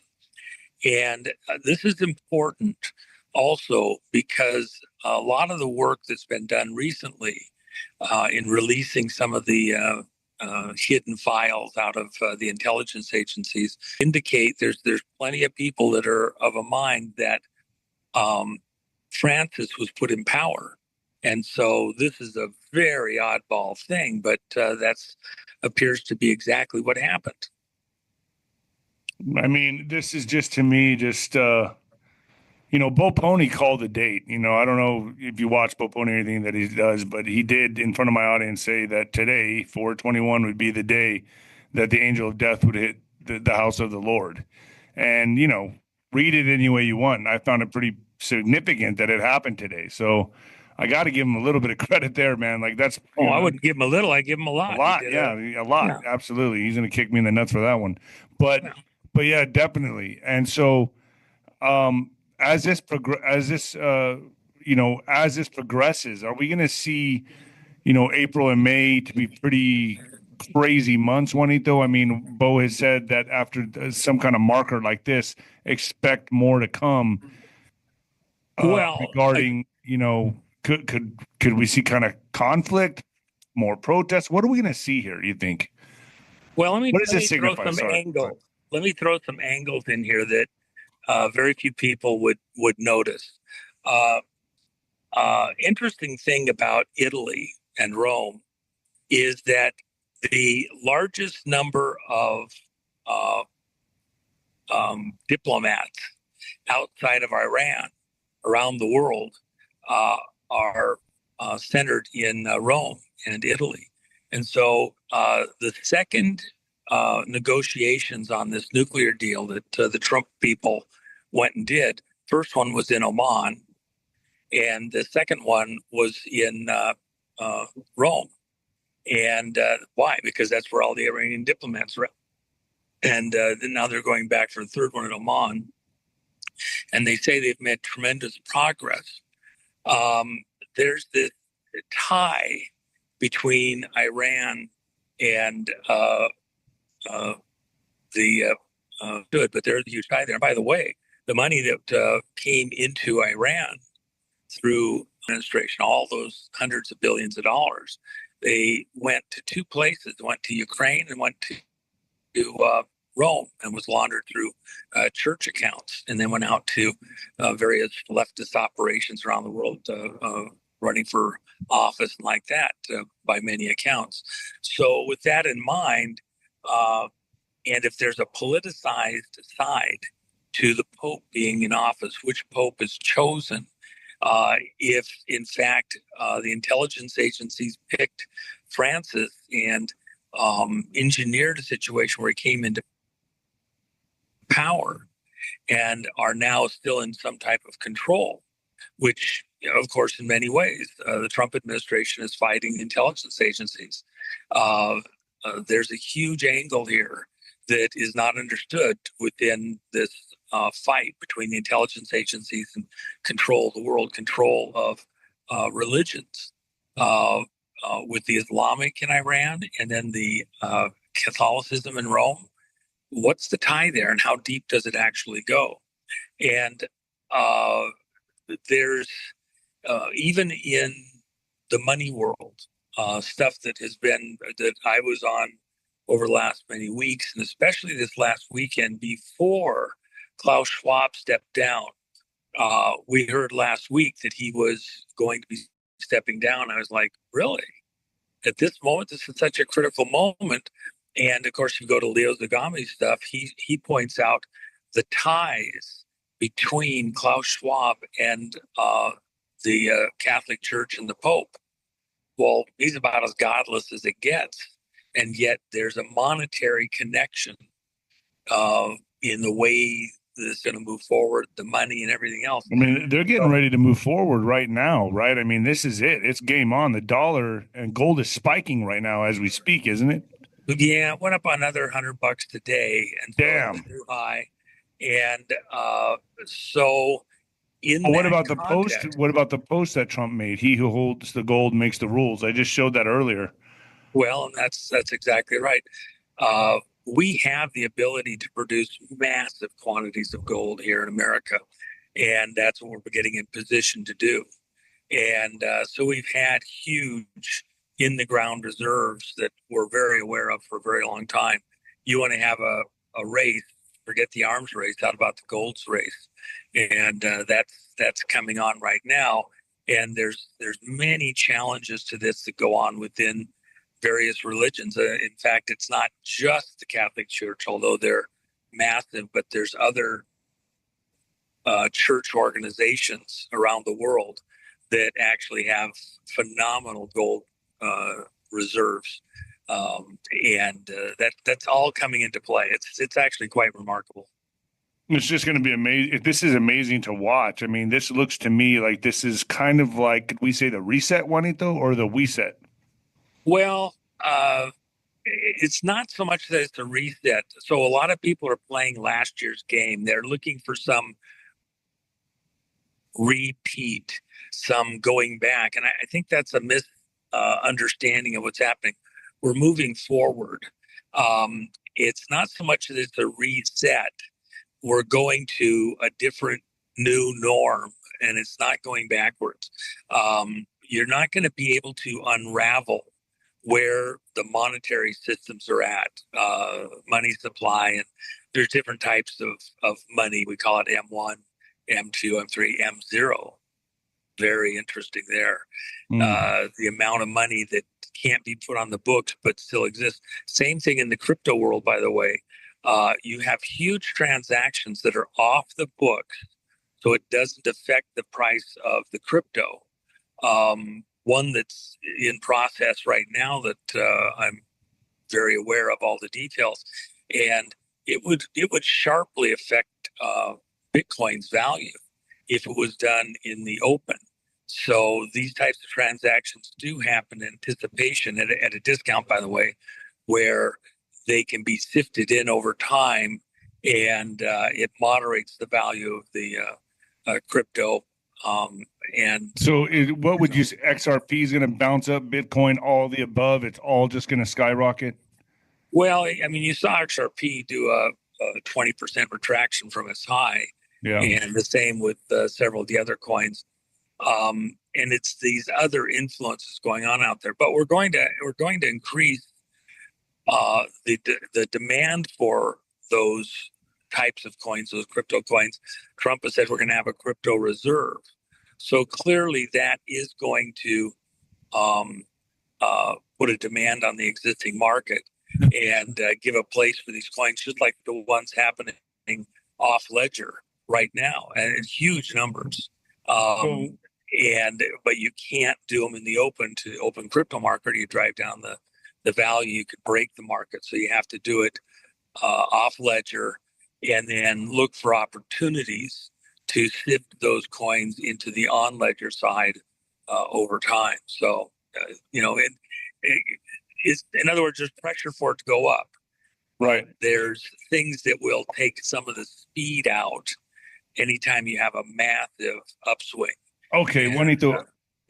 I know. We're gonna go back to ninoscorner.tv and do it there. You're also going to be the general in the general's tent, which is going to be awesome. You always bring the heat. Everyone loves asking you questions. Folks, this will be continued on ninoscorner.tv, and Juan will be the general's tent tomorrow, 5 p.m. on ninoscorner.tv. Sign up and get started over there. You were mentioning, or I was mentioning, Leo Zagami, his prediction that he'll be the first black pope. The movie Conclave, where it's predicting a black pope, most likely out of Central Africa. And in the context of all that, Nino, what have I been talking about really for the last couple of years, but especially the last many, many months? This situation in Congo. And I just saw an article of Trump talking about the Congo, and I was like, I thought of you immediately. I said, Juan has been talking about this for the last few months about the Congo, and then I see an article where Trump is directly referring to the Congo minerals. Totally, and so all of a sudden the world's attention is pivoting there exactly when you're getting ready to have a conclave to pick a new pope, and the talk is of a black pope from this area of Africa.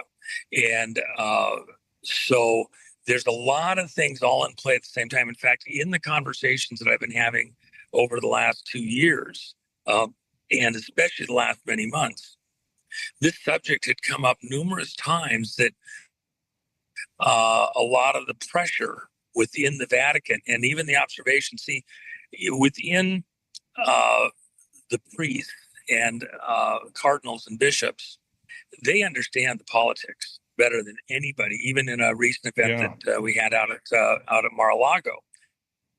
And there was all sorts of juggling, I would say politicizing the situation over who was allowed to speak, be present, wasn't wanted to have somebody around because they had a different tack, if you will, on the way things should go within this leadership. Everybody's known that this is coming. Right. So is this kind of like they couldn't get Kamala Harris, so now they're going to get the black pope? Well, it's even more involved than that. Pope Francis appointed someone there in Washington, D.C. Let's finish this on .tv, Juanito. Is that all right?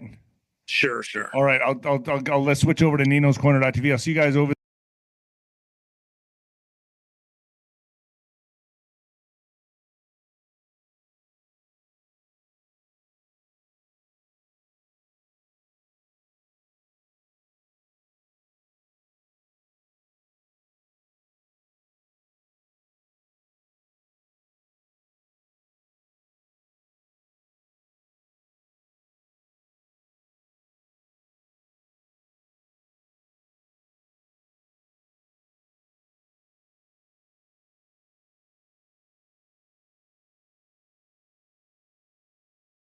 Well, that ended quicker than I expected again. It looked a lot like the one from YouTube, and I thought I had a different one.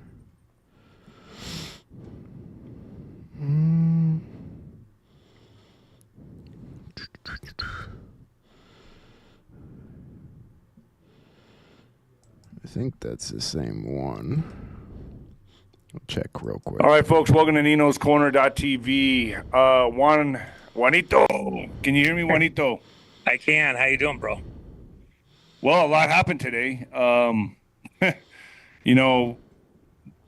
Pope passes away, which I kind of feel like he's been gone for a while. I don't know, but he passed away today. At least they announced it that way. Same one? Klaus Schwab steps down, both 88 numbers. Pope being 88 years old. Is Leo Zagami. Now, Leo Zagami is a former priest, but there's all sorts of issues there for him. So, he's been attacked by the church.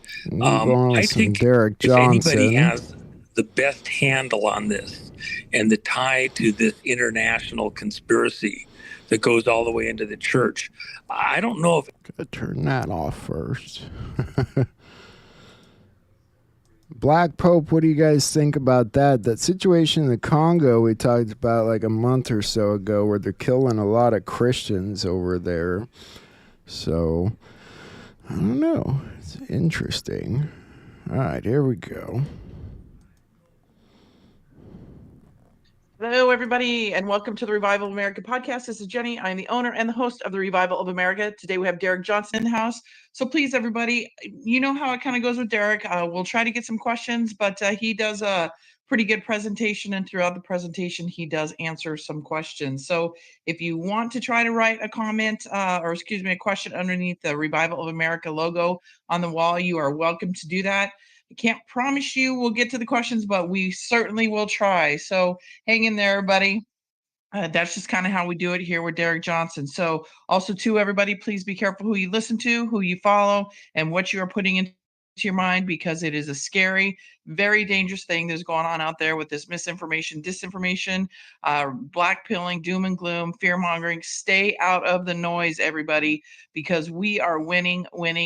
Just because you don't see it doesn't mean it's not happening, but we are winning. So take those big, small, medium wins, whatever it may be. Hang on to the positive, everybody. Stay in that positive mindset, because you can, if your mind isn't prepared for this, then you can get slided very easy and find yourself on the other side of this this show that we're watching, this craziness that we're watching, everybody. So please be careful who you're listening to, who you're following, and what you're putting into your mind.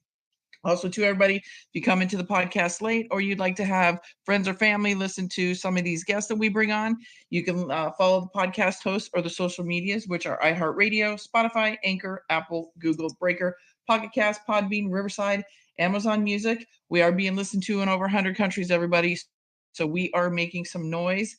Also, too, the social medias all of them are verified except for 3, and those 3 are YouTube, True Social, and TikTok, because they're taking a little bit longer than the other ones to get verified, but I'm getting them verified for you guys to know that these are my legitimate accounts, because there are trolls and scammers out there. So know that myself or any of us of my guests that come on here will not randomly reach out to you and ask you if you're ready for the scare event or anything like that. So please block them, report them, let us know so we can make sure they're not here in my channel.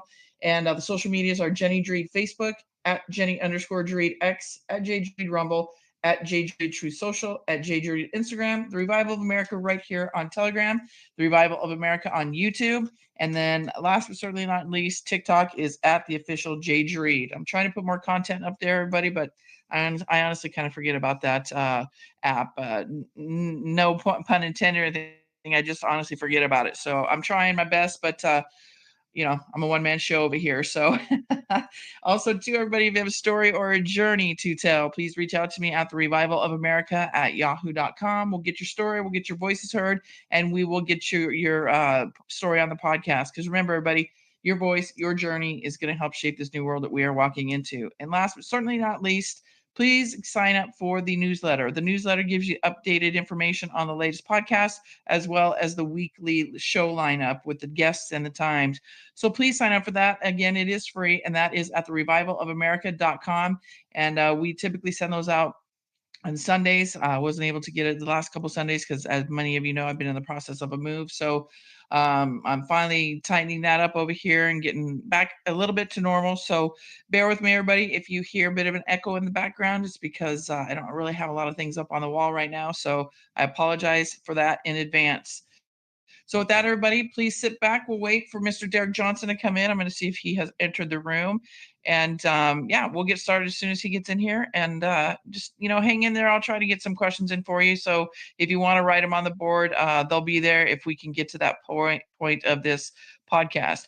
Also, to everybody, this Wednesday, we will have our regular scheduled program with Silk. She will be on over my X Space at 9 p.m. Eastern Standard Time. Alpha Warrior will be coming on at 11 a.m. Pacific Standard Time. And so that's for Wednesday. And I'm hopefully, I don't know if I'm going to do anything for Friday. It is my birthday weekend. So Monday shows will be pushed to Wednesday next week. So if we have another one, I'm trying to get Josh on from Red Pill. He's been on before. He's very intelligent, gives a different perspective of what's going on.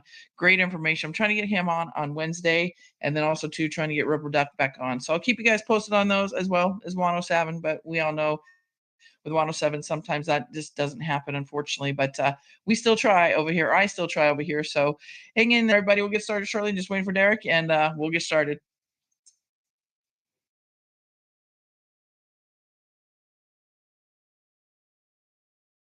In the meantime, if any of you have a question for me, myself, and I, please let me know, and I will unmute your mic, and we can chit-chat a little bit before Derek gets here. Oh, there he is. Derek, I see you. Hello. Your mic's unmuted. Oh, I'm here. What's up? How you doing? Oh, I'm doing all right. It's just getting hot in the south, and all the mosquitoes are coming out. All the snakes are crawling. So, yep. Oh, tell me about it. The South. I feel you on that. Here in Arizona, the heat is just horrible. But you guys get that humidity, don't you? We have the dry heat. You get the humidity, don't you? Yeah, but at least with humidity, you know when you're hot. Out there, you don't know it, and then you end up being cocky, and then you end up having ice packs on your head like I did last time I was there. Yeah, it's hot. It's hot. Well, sorry about last Monday. I just thought I was supposed to have internet. The guys told me on Friday I would have it, just plug and go. I didn't have to have the technician come out. Well, I wound up having to have a technician come out. So I apologize for that, but I'm glad to have you back here on this Monday morning. A lot of stuff is going on. I watched your couple things I watched with you. You had a roundtable with a few people, Jaco, Colonel Bosi, General, can't remember his name, but great podcast, by the way. And then Saturday, you did a 3-hour long Facebook thing on your Facebook, and that was great information as well. So I don't know if you want to touch on any of that to begin with, or, there's a lot going on right now with the Pope dying. We have Klaus Schwab stepping down at 88 years old. So we got a lot of 88s going on here in the world right now. And then the stock market, man, that's taking a little bit of a dive. What do you think? What do you think we're going to see? People are talking about the 10 days of darkness. What do you think?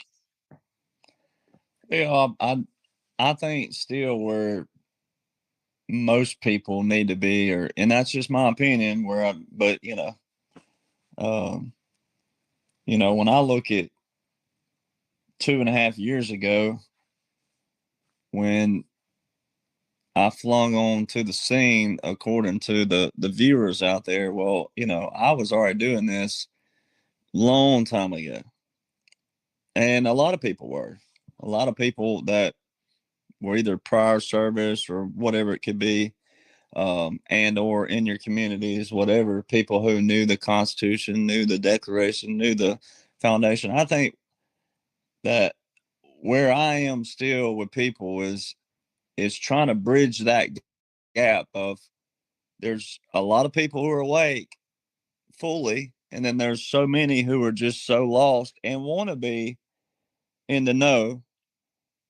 And the people who are fully in the know can't explain it like I can. And I don't mean that meaning like, oh, look at me, but those are the people that matter. And that's also that warrior mentality again, that if you want to be in this fight, then you got to kind of take the warrior ethos of the army that says, I will never leave a fallen comrade. And so there's still so many people over here in this is the Telegram is not your mainstream channel. And Facebook's kind of getting left behind. Instagram is one of the hottest ones out there, but it's photos and videos only. So it's like people getting information still are shying away from reading and studying and having it in your mind and your heart. And the Bible even talks about that. Now, I'm not Billy Graham and I'm not John Hagee and I'm not all these big preachers, but I know enough of the Bible to know that it tells you to keep these words in your heart because you may need them someday and you may not have that book. So it's the same thing with what President Trump's working with. And a lot of the comments I still see, and I'm just going by, let me give you an example. George Strait, he has 60 number one hits alone. That's not his top fives, top tens, top 20s. That's just his number ones alone. All right. So when he plays concerts places, he don't play a lot. He plays 10, 20 shows a year and he's done. Well, people would get mad because he don't sing the song that, oh, I wanted him to sing this. Well, he can't sing them all. So what he does is every city he's in, he gets the collective back when you did call in the request line and or now they do it online, he gets a collective average of what people are requesting plus what is his newest and what he wants you to hear. So what I look at is collectively where people are in my inbox and also the comment boxes. And there's still just so many saying, well, when are we going to see something? I don't see anything. When are we going to see something? If you ain't seen something by now, you're not reading and studying what you're supposed to be. You're still clicking on everything that has lips and everything that has eyelashes and everything that has a mouth flapping. Drama. And a lot of it's just, drama and propaganda and clickbait and regurgitation. Now, where President Trump is different than every other leader that you've ever had is this. He knows who he is. He don't care if you don't like it. He is working with the facts and the truth that haven't been diluted, and you stick with that because he's got people all around him that these executive orders he's signing, he didn't write these himself, ladies and gentlemen. Now, he may have contributed and he may have thought of something on his own, but most of the work that he's working with were from all these different ambassadors, all these different world leaders, etc., mainly generals. All right. So what I try to do is bridge that gap.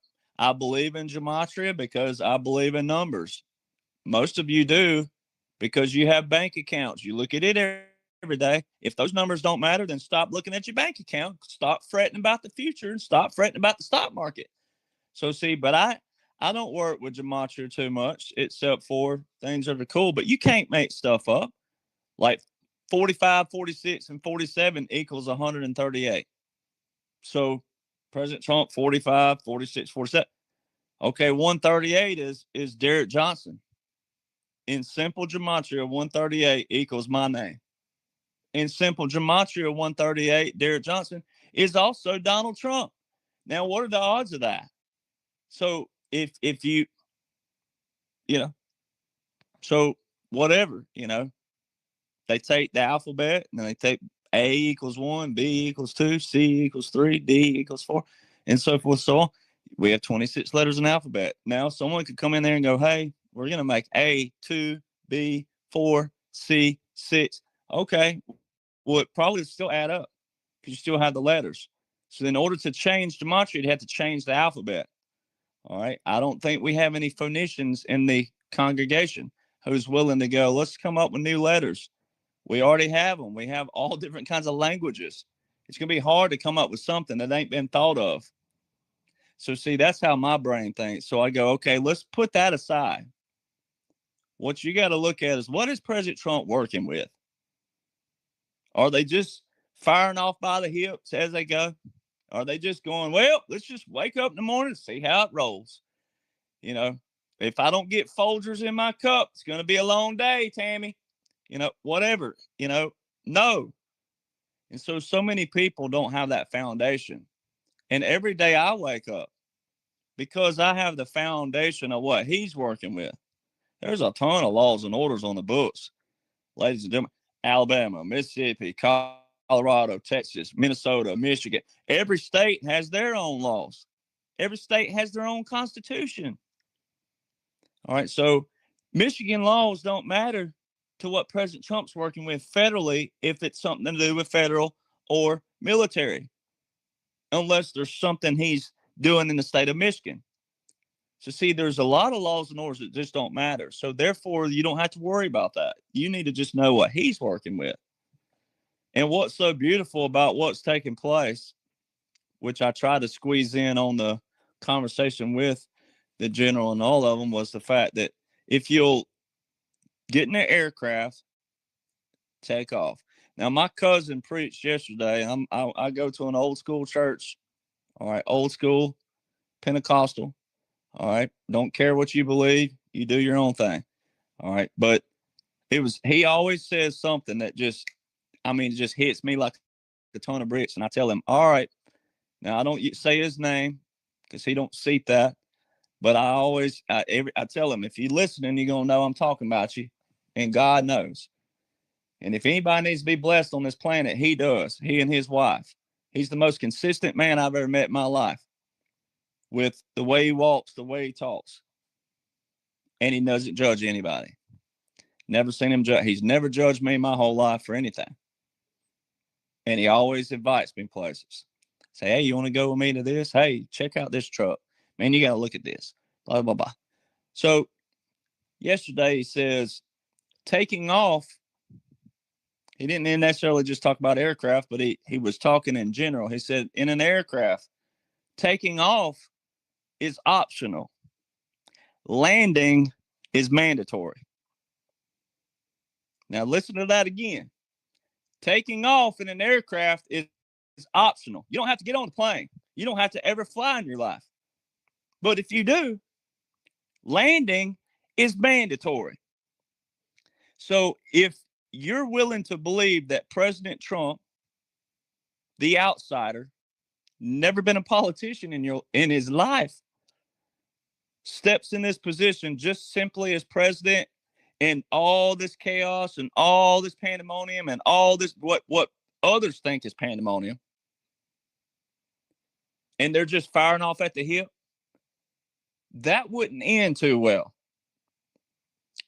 It would lead to more chaos and more pandemonium and more dog eat dog and more fights and possibly a civil war and possibly a world war if there was not a plan in place to land this operation. So when you think of logic like that, so flipping the equation around, if you'll take off an aircraft and look over at the bigger picture, see the end goal of all this is not to be Republican, Democrat. The end goal is not to be conservative, liberal. That's not the end goal. And somewhere in 20, 30, 40 years, when everything is just rolling good, 10, 20, 30, don't necessarily put a whole emphasis on the years, but just look out in the future when things are rolling and we're winning so much that you'll get tired of winning that he talks about. When you look out there, you're not going to remember the little tiny bumps. If you do, you're focusing on the wrong things. It's the same thing in everybody's life. Every one of us we faced some kind of obstacle. Somehow, some way. Every day we face something, even if it's tiny or minuscule, but we all face it. But if we focus on the negative all the time, and you never focus on the good times, you never focus on the fellowship, your friends, your family, or whatever it is, then you ain't living life like you're supposed to be in the first place. So when you look at this from the bigger standpoint of going in, everybody somewhere in our life, I've heard liberals say this 10 and 15 years ago. I've heard liberals now, dog eat dog liberals say, I just don't trust the government. If we could ever clean it out, that's what we're doing. And now they're yelling and complaining and griping about, again, it'd be like your bank coming to you saying, hey, we found someone trying to hack into your account, and you get mad at your bank for someone hacking your account and them telling you about it. That's how, I know people don't like the word stupid, but it's like President Trump says, sometimes you got to use it. That's how stupid these people look who are arguing over this and mad about it. All right, because at the end of the day, you got to trust somebody. Well, how do you trust them? It's how they treat you.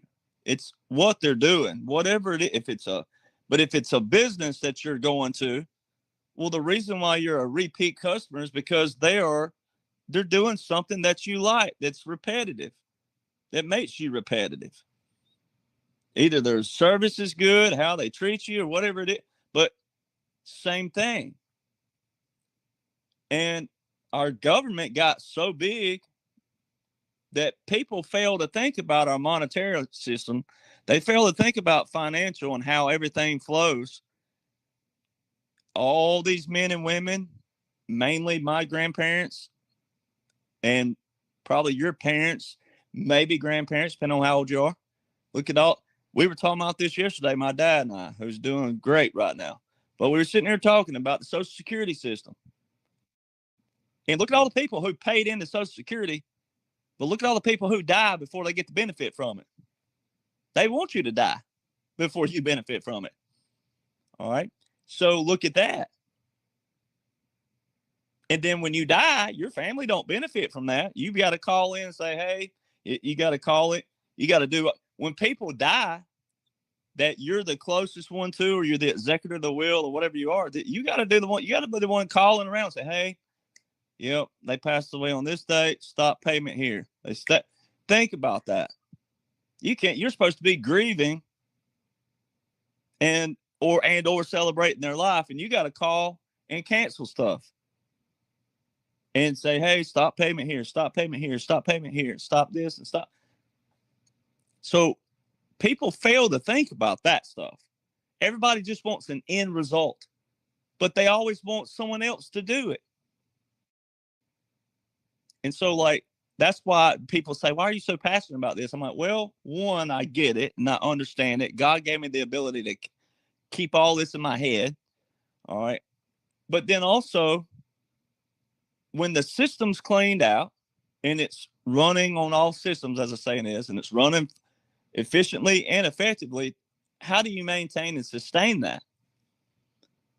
You can't let just in 2 or 3 or 10 or whatever years, really one, but you don't let the same mentality get back in there and wreck it again. After all the sacrifices that these men and women, because again, President Trump is, at the end of the day, he's a dad, he's a husband, he's a grandfather, he's an uncle. All right. So people fail to remember that and apply that, because you're a dad. Some of you listening, you're a dad, you're a mom, you're a grandmother, you're an auntie, you may even be a godmother, but you're taking care of whomever it is, or a godfather, whatever it is. So people fail to apply that to the principle. And that's why Native Americans, and I have a little Native American in me. When you see me at the pool, you wouldn't believe it, but I have Native American in me. All right. Now, I don't speak on behalf of those who have 50% or 30% or whatever, but I do have it. DNA proof. Native American. Native Americans, our ancestors always looked 7 generations out.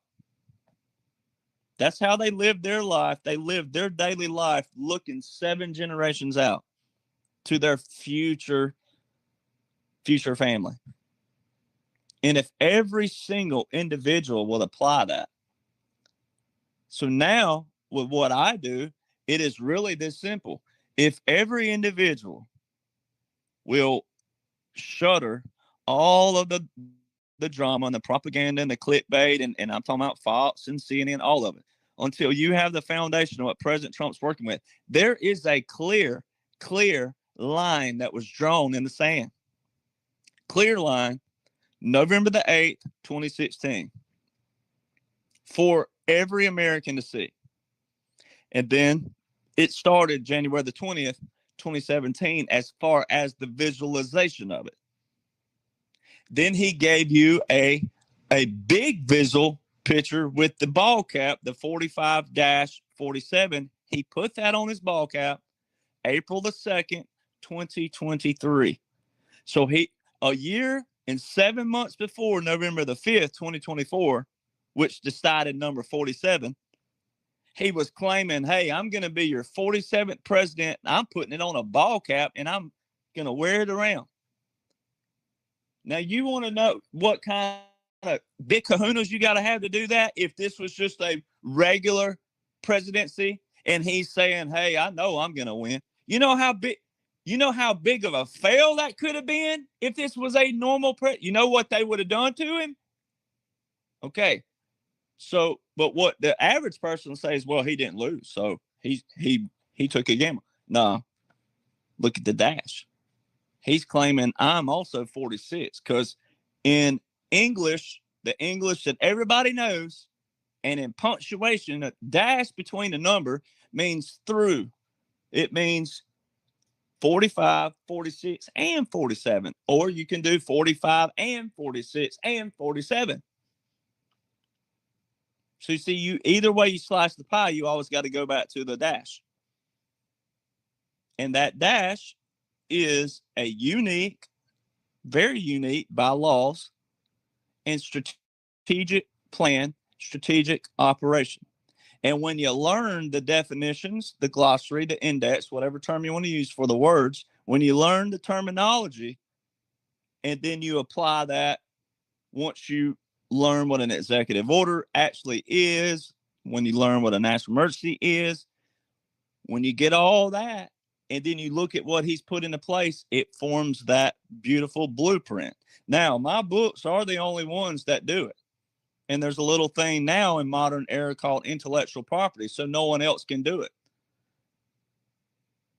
which is kind of cool in one way. But at the same time, I tell people, hey, it's laws and orders. You should be talking about it, but you should be talking about it from a certain aspect that respects President Trump, his team, his cabinet, his loyalists like Dan Scavino Jr. and a few others like Siggy Flicker and different people who are right there with him all the time. All right. And then also respects the generals, respects the world leaders, respects the leaders, because if you were following along and had a foundation and knew the terminology, you'd see the ones that he always keeps close by and that he respects himself. And then you would know that. But it also gives a whole new respect to the military. Now, there's been 270 plus commanders relieved of duty since June 2017. But outside of that, when you look at the whole number of military personnel, whether they know what they're serving for or not, they're still under an oath. They will take orders, especially certain levels will absolutely take orders. All right. But you'll know the orders are good when you're looking at the executive orders, because there's only 4 ways, 1, 2, 3, 4 ways military pairs with federal law: executive orders, national emergencies, proclamations, and treaties. So see, it still boils back down to having a foundation of the simplicities of government and the simplicities of the military. All right.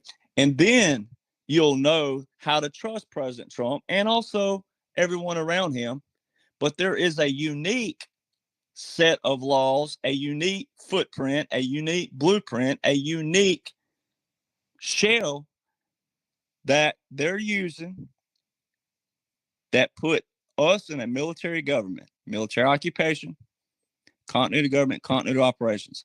It's unconventional warfare. And see, there's a simple word right there. It's not conventional, meaning it's not your norm. It is unconventional for a reason. And then it's irregular warfare, which those kind of, they're real similar with a slight variable difference. And then your clandestine operations, your covert operations, some of it's been overt, what they want you to see, they give it to you overtly, but then the others are covert. All right, it's all lawful. And when you look at the definition of unconventional warfare, the definition of unconventional warfare is to overthrow a government and or occupying power. All right. And my grandfather, who I love both my grandfathers. I had one of them a little bit longer than the other one, but my grandfather who taught me guitar, who lied about his age to get into World War II in the Army, the one who was roommates with Hank Williams Sr., I had a lot of reasons to look up to him. I had a lot of other reasons to look up to my other grandfather too. Nothing against him. Merchant Marine, farmer. All right. He worked for the Department of Agriculture back when they used chains as old school measuring tapes. I mean, you talking about some tough men. All right. But my grandfather from the Army, he's the one that taught me about the puppet governments. He loved that. He loved that tactic that they used in World War II to put in two different presidents. Now, the puppet governments then, they used literally two different presidents in the Second Philippine Republic. That's the most popular one because Quezon, the President Quezon, came to D.C. and lived in D.C. for a brief moment, and Roosevelt had control of the Filipino military. Japan installed a president in the Philippines during the same time period. He had control of civil affairs only, no military, nothing. And even the press thought he was the president back then. So the press have always been gullible. If we want to share a laugh here, they've always been gullible. All right. Well, so the only three things that were consistent from 2021 to 2025 with quote unquote Joe were the insignia when they would show certain military around the actor Joe. Military intelligence, judge advocate general, and this sounds like two different, but it's only one. Therefore, it totals three. But civil affairs and psychological operations. Now, what are the odds of that? Then you flip over to President Trump just recently, October and November, right before the election. He said, we're an occupied country. We will soon no longer be an occupied country. The Great Restoration starts in 9 days, which that was one of his speeches. Well, the 9 days was November the 5th, 2024. Then he said the Great Liberation starts on January the 20th, 2025. Then he named April the 2nd Liberation Day. All right. So everything is a rolling operation. But when you look at the puppet government, go back to February 18th, 2025, just this past February, a reporter asked President Trump, said it was something to do with Russia. And she mentioned the word capitulation, and she mentioned puppet government. Out of all the people who watched that, did they hear it in the first place? Out of all the people who watched it and heard it, did they know what she was referring to? So see, when you break down the people listening, what were they listening to? Did they hear it? Or were they hearing or just listening? Then did they hear it? Did they know what she was talking about? Of all the things, that's the first time the term puppet government has been used in the public. And guess who is the only person who's talked about puppet governments? Me. Because my grandfather.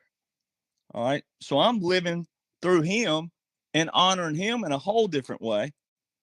but then also passing it down and bringing people saying, hey, this is what's going on. All right. And so occupied territory, same thing as country, occupied territory is in chapter 11 of the Law of War Manual. And like I tell people all the time, when you're sitting around your campfire with your buddies or whoever, or a bonfire, fire, whatever, you're drinking wine with your girls, mimosas, whatever it is, whatever kind of, these aren't terms you use in regular conversation because they're not governmental terms. Capitulation, white flag of surrender, occupied country, puppet government. Those aren't regular government terms. Every one of those are found in the Law of War Manual. And President Trump has used them in multiple speeches, except for puppet government. That popped up this year. But it's complete validation. And a puppet government, I'll pull it up again where we'll read it, but puppet government is a government that, while formally independent, is actually controlled by another power, typically a foreign power. Okay, so President Trump, you'll hear him say stuff. If Joe would have just done this, all he had to do was keep it like this. That is referring to that right there. And when you go to Unconventional Warfare Pocket Guide that I talk about all the time, that was put out, the new publication, April 2016, they have a new pyramid in there, page 11. The last time that pyramid was put out was the first time in 1966. Do your math, Christians. 1966 plus 50, or let's do it this way. 2016 minus 50 would be 1966. 50 years in Hebrew is a jubilee. What are the odds of that? And then when you look at that pyramid, they changed one massive key word on that pyramid from 66 to 2016. They changed the word agitation to assassination. And you going to tell me that I'm crazy for knowing how special operations work in the military? And this new publication was put out April 2016, and a quote unquote assassination attempt took place in 2024, 8 years later. You going to tell me that's a coincidence? So see, when you know the bigger picture, and if you're willing to get in an aircraft, well, when you take off, you're up in the air. How you going to get down on the ground? Landing is mandatory. So you'll have a newfound respect for the military if you'll look at this bigger picture. And so all those terms, the puppet government.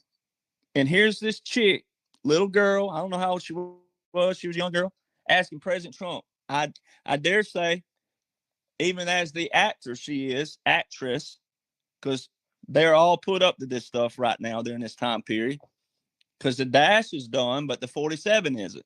The whole thing's an operation. Laws show that. And here's how I'll talk to you like this. If you are awake, which a lot of you are, but if you're struggling with friends and family, but you got someone close, like you got someone right there in the middle, and they're at their tipping point, or they get frustrated, or whatever it could be, there's always something there that is an absolute proof for them to fall back on. Meaning, like, it's an absolute proof. Meaning, like, okay, if you get frustrated, then fall back on this right here. One of the fallbacks is your reserve components, your National Guard. So New York, recently, March the 11th, you can go to Google and type in March 11th, 2025, comma, New York State Senate, comma, .gov, comma, letter to President Trump, enter. It's going to pull up the official New York Senate.gov letter that the New York senators sent to President Trump asking him to federalize the National Guard to active duty. Well, he didn't have to. There's no order in place of him doing that. But there's an Army article that came out just a couple weeks ago. Army.mil, our official military Army site, there's an article that 8,200 National Guard are on correctional facility duty, a prison strike, one of the biggest strikes since 1979. 8,200 National Guard. Well, there's a letter in place that the Senate sent to President Trump, but there's no order from President Trump doing that after March the 11th, 2025. You know why? Because the order's in place March the 27th, 2020, when he federalized 1 million reserve components to active duty. And then you tell them, see, this is how you do it. You roll it this way. You don't roll it 2022, 2023. You roll it backwards on them, because that's how you show proof, unequivocal proof. All right, you roll it backwards. Then you go and you say, here's the Army.mil from 2023 report, which also means 2022 is included in this, because the report's in 2023. Then here's 2,800 New York National Guard in the subways. Now, they'll tell you Governor Hochul did that. When you go look, it's a Title 10 order. Governor Hochul has no Title 10 power or authority. Only the president does. That's why I have so much trouble, and I don't say trouble but I'm talking about issues maybe with veterans out there. All right. There's no way we swore in, all of us veterans swore in under Title 10, Section 502, the same Title 10. You cannot support one part of it and not the other. And it's baffling that we have that many veterans, and I don't know what the number is, but there's still a few out there that's combative over this, saying that ain't how it operates. It most certainly is. Where's President Trump's new order then? If they had to write a letter to him, where's his new Title 10 order? It's not there. The only Title 10 order of that capacity in 2025 is way back in 2020. So see, there's something right there. But that points to, and I love our veterans, but there's so many veterans, right? The number used to be 3%. Now, if you do the math, if you go to Google, it's 6% of America are veterans. But again, I don't know every one of them, but when I see comments like that from a veteran, or you see them on Twitter, X, you see all veterans against Trump and all this, they look atrocious.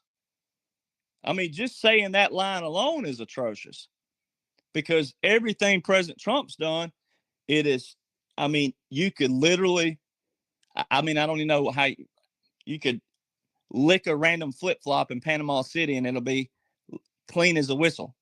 All right. Close to the Constitution. All right. The odds of finding a flip-flop in Panama City that don't have all kinds of crud on it are not there. But if you could use that hypothetical crazy analogy with President Trump, use it close to the Constitution, that's what it would be like. All right. So I come up with crazy stuff to get people to think, going, hey, so a veteran out there that says that's military industrial complex speaking. That's people who joined the military because they didn't want to go to work. They didn't want to go to college. They used the military as a last resort. And they think that we're taking away something from their work. No, I'm not taking away what you did in the military. But when you say that this isn't how Title 10 operates, or how Title 32 or how Title 14 or whatever the title we're talking about, when you say that, no, you got to be put in your place as well, because you're misleading Americans. All right. And what military does is we do liberate. That is what we are for. We're neutral, supposed to be neutral, but we're also supposed to go by the orders of the president and the officers appointed over us. That is what's put in the oath. So when you hear people say that, but see, I have to address it because it shies people away. I had a comment on my TikTok this week. Guys, looks atrocious, talking about the military is operating under a treasonous nation. Therefore, the military is also treasonous. So you take the whole military and you say the whole military is treasonous. See, that alone, I'll take up for the soldiers who maybe don't know what they're serving for, but they're not out there saying, oh, this isn't how it works. No, this is how it works. All right. And saying that the whole military is treasonous is asinine, That means everybody walking around is treasonous. That means all of us have some form of treason on us because we think differently, or we look differently, we believe differently. That is someone who just needs to delete all their apps and get off the internet, go fishing. All right. So, or go hunting, go hiking, do something. So when you look at what we're going through right now, 2017 to 2021 was a complete resetting of Article 1, the legislative branch. Because President Trump walked in there and he used all these laws and orders on paper that's been there for years. And then they wrote new executive orders, or the ones that they needed to accompany certain things and or stand alone and or, work on their own.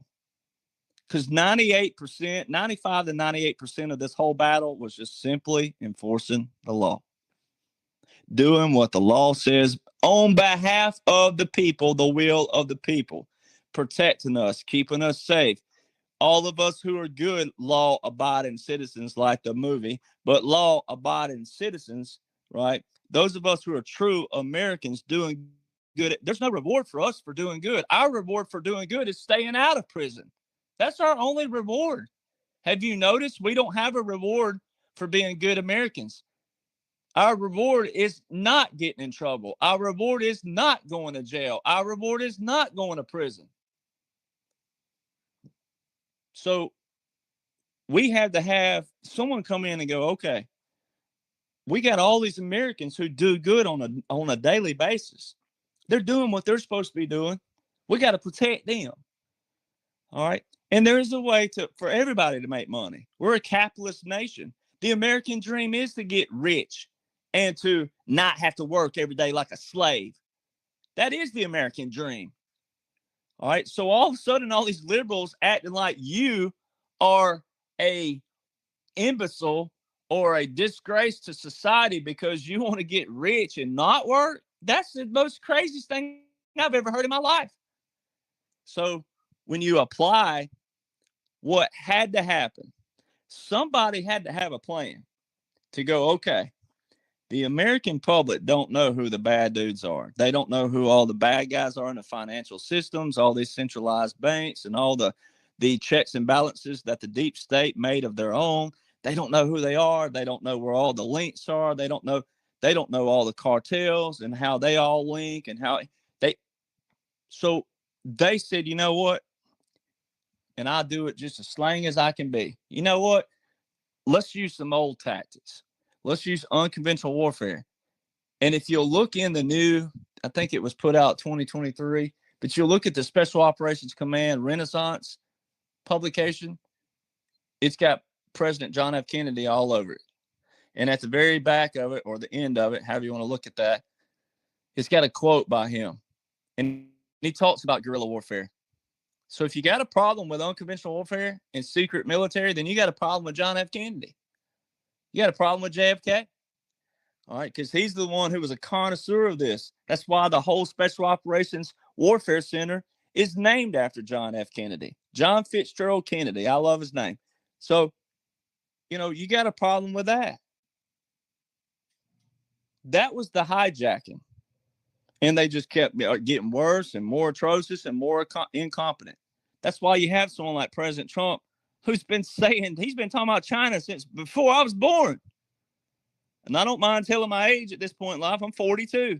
President Trump's been talking about China since before I was born. I mean, apply that. That's how consistent this man is. He's not a dummy. That's why they hate him. So it goes back to a quote I heard just this week. It said, if you got a problem with what's going on, you're probably linked to the problem. If you got a problem with the government being cleaned out and all these kickbacks being trapped and caught and cut off, you probably are benefiting from that somehow, some way. So I love what's going on because I know the foundation. I know the terminology. I also know the laws and orders that President Trump's using. You don't have to know anything else. And I'm going to exert something really quick again. I like to do what President Trump calls the interweave. I got a buddy that plays guitar like nobody's business.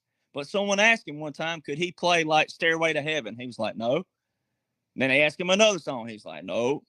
He's like, you tour with so-and-so. He said, I know so-and-so songs. I don't need to know anybody else's. See, and it was like Brooks and Dunn or someone like that. Let's just say it like that. He toured with someone big. And he said, well, what if they ask you randomly in the concert? He said, nope, they don't do that. That's why they hired me. It's all pre-planned. And he could play the fire out of the song. So same thing. You don't need to know Washington state law. You don't need to know Alabama law. You only need to know what President Trump's working with right now. That's military and federal. And so the 2017 to 2021 legislative branch, Article 1 clean out. And there's proof of that. So you're talking about your fallbacks. Like if you're taking notes right now and you got friends and family, you have a small group. So if they're looking like a cow at a new gate, you say, look, I got a fallback. So hear it out. Here's what happened in 2021 back to 2017. There was a legislative Article 1 clean out. But here's how you prove it. At the end of that, the December the 7th, 2020, President Trump, Executive Order 13961, the Federal Mission Resilience Strategy. That was the invocation, the invoking of continuity of government and continuity of operations of the executive branch. Because on January the 1st, just a little over 3 weeks later, on January the 1st, FEMA, don't worry about what's going on in the bigger picture with FEMA. Look at what President Trump was doing with them.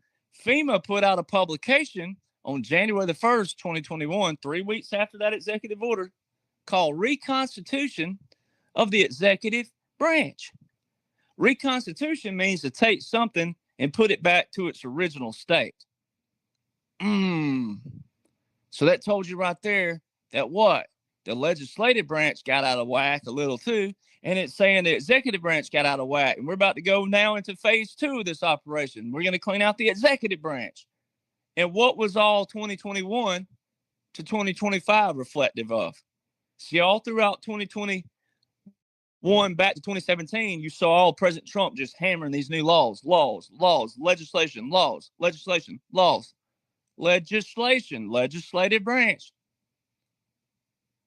That's why the liberals kept whining and complaining. He's sending us 50 years back. No, he took us further back than that. Y'all ain't doing your math correctly. See, then that's why it's so important. The 3 cannons on January the 20th, 2021, that was your visual moving into the 2021 to 2025. They were showing you, hey, none of this is real. If you know the terms and if you know what you're looking at, Tim and all the other veterans that knew what I'm not the only one that saw what I saw. I'm not the only one. So the 3 cannons, the first time in U.S. history they've ever shown the cannons at Arlington for Inauguration Day, and the first time you've ever seen 2 sets of cannons on Inauguration Day. And they showed, quote unquote, Joe with 3, which is a funeral service. And then they showed the 4 with President Trump at Joint Base Andrews. So that was all visuals, all that chaos through January 2021. And the only thing the liberals hang on is January the 6th, but they don't realize what they witnessed. Jenny's state, the great state of Arizona, all right, the great state of Arizona, in the 3rd state in the certification count, Alabama and Alaska, they went through them, check. They did. I mean, here's what's funny about it. If they didn't want you to really know, they could have waited to about Delaware, somewhere in there, or a little further even than that. But they do it 3rd state out the gate. First time in U.S. history you witness objections take place in the state of Arizona certification count. So the whole world as a witness, whether you knew what you were witnessing or not, the whole world as a witness witnessed Congress, even though it was planned. But for the average person that didn't know what they were looking at, the average person witnessed Congress break federal law. Title 3, Section 15. It says on the very last line of that big chunk of paragraph, when you look it up, that no vote is to be certified until the objections are disposed of. They didn't do that. They Pelosi, remember? Oh, it was so distraught. Yeah, and they walked right back in there and did not go into a special chamber to sort out what took place in Arizona. Oh, they walked right back in. They went from California to Wyoming, certified quote unquote Joe. They broke Title III, Section 15, and then they broke federal law, seditious activity to overthrow the government, because certifying a fraudulent person, even though I know it was all rigged, again, if you're awake, you know it was rigged on purpose. All right, this was on purpose because we were going into the military government. All right, but for the average person, you witnessed them breaking the very laws they say President Trump broke with no evidence whatsoever. But they showed you on live TV, showed it there. 18 U.S. Code 2381, 2384, 2385. 18 U.S. Code is your federal law and criminal procedures. And then they also broke 52 U.S. Code 20511. All right, all those. That's the only thing liberals have. But see, when you look at the bigger picture, you were moving into the clean out of the executive branch. And then it was nothing but quote unquote Joe. All right. And then Joe this, and they made him look dumb. He was tripping, walking upstairs, not downstairs. He would walk on a beach. Every one of you who know, East Coast, West Coast, South, y'all know, we know how hard it is to walk on the beach sometimes. It's tough.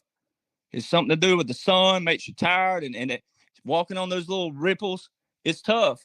It ain't as easy as people think it is sometimes, especially when that sand's hot. They got Joe out there walking like it's nothing. And then he's tripping on a flat surface. I mean, this is how gullible Americans are.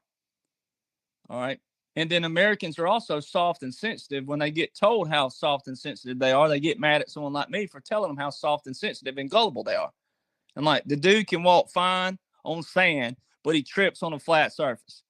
The dude trips up the stairs, but he don't fall down the stairs. I mean, again. So they knew the average American was just going to do what?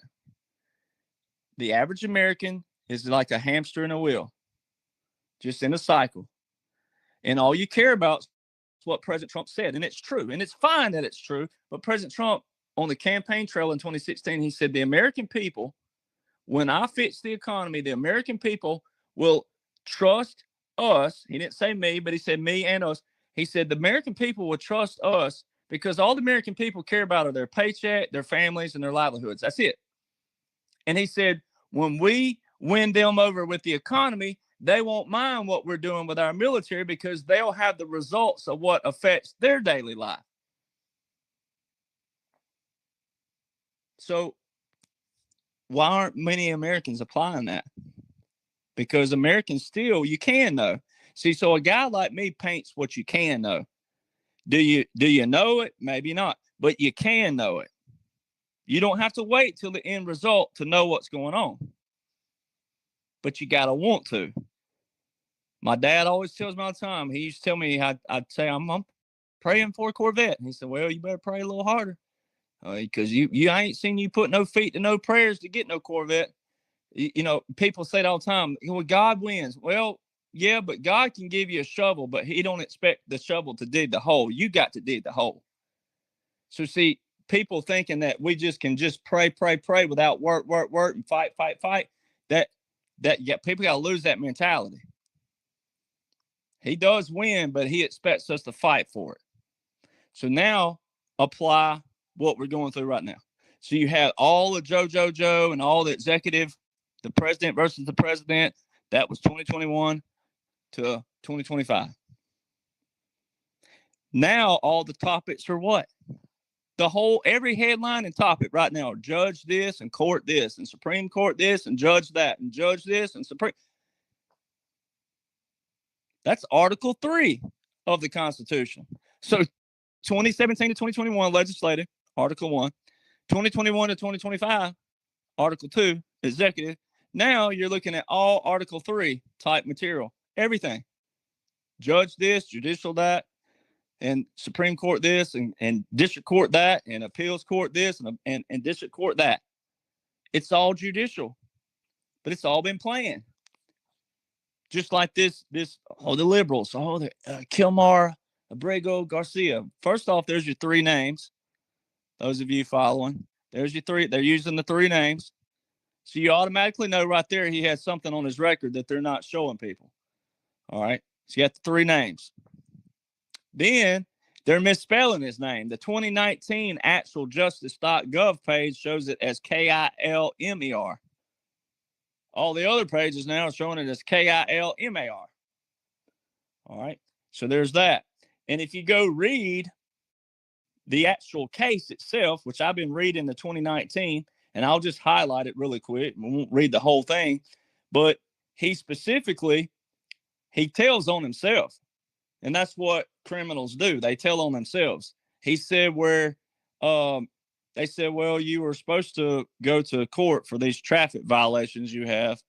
And he said that he didn't know about he didn't have any kind of material or and nothing was sent to him about that.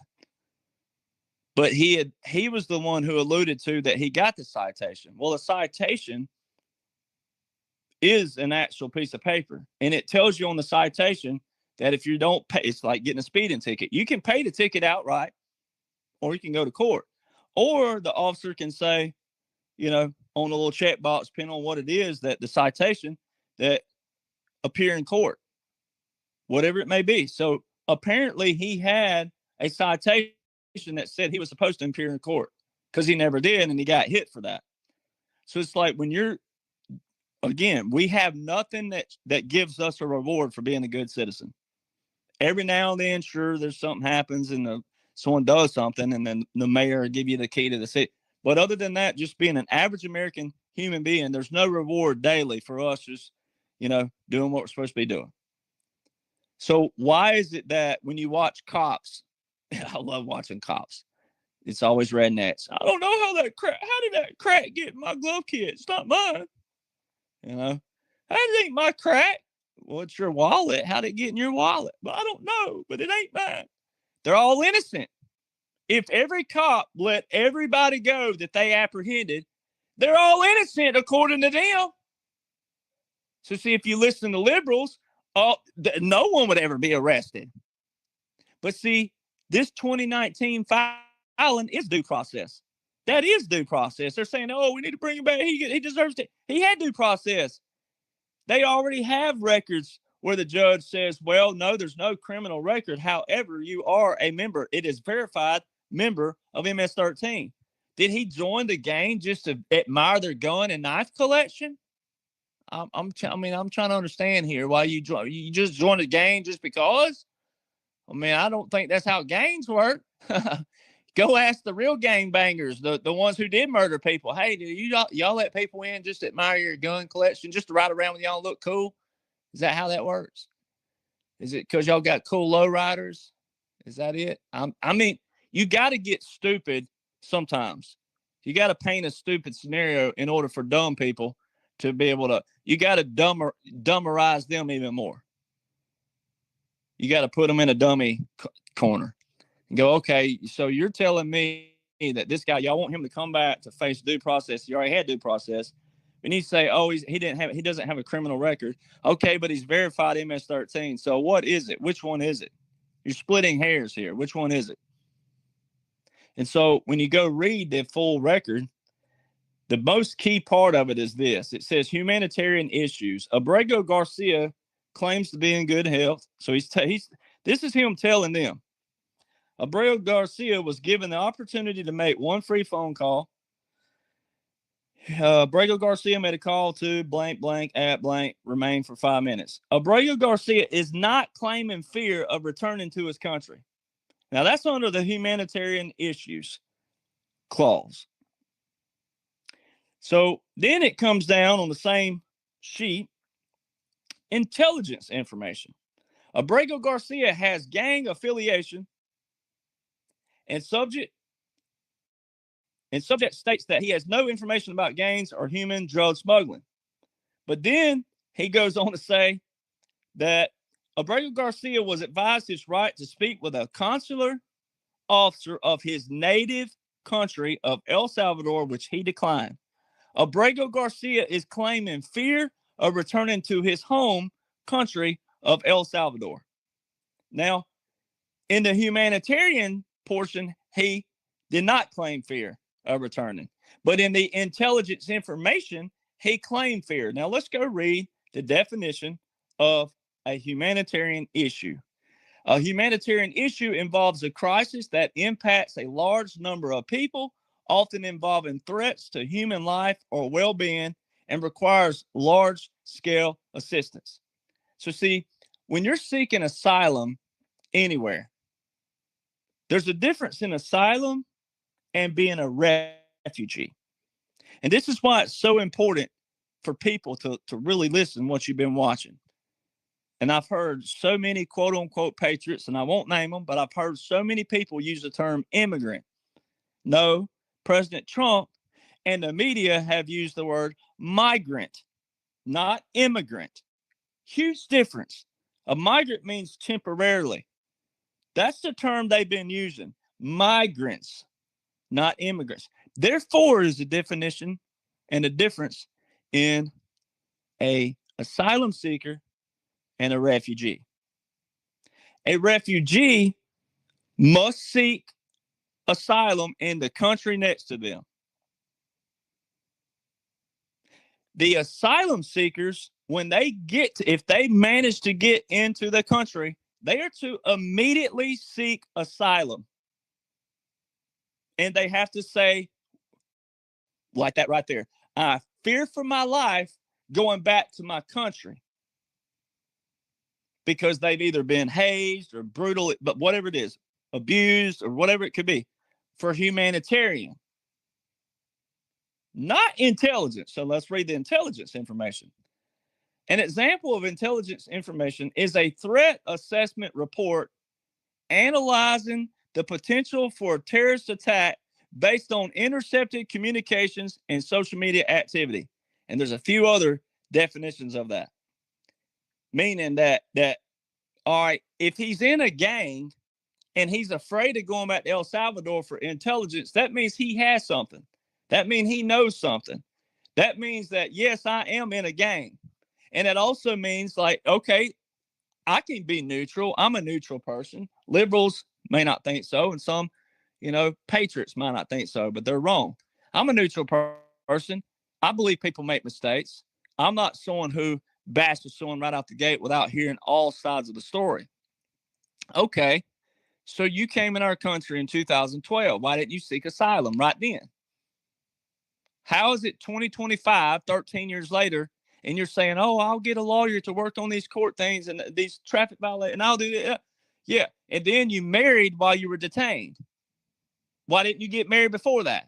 Your wife was pregnant with a baby in 2019, so here we are, and you got married. But they got married in 2019 after that, after he was apprehended in a tank, after he was put in, and then goes to this court, and these judges are saying, nope, you're MS-13, you didn't seek asylum, you're going to be out of here.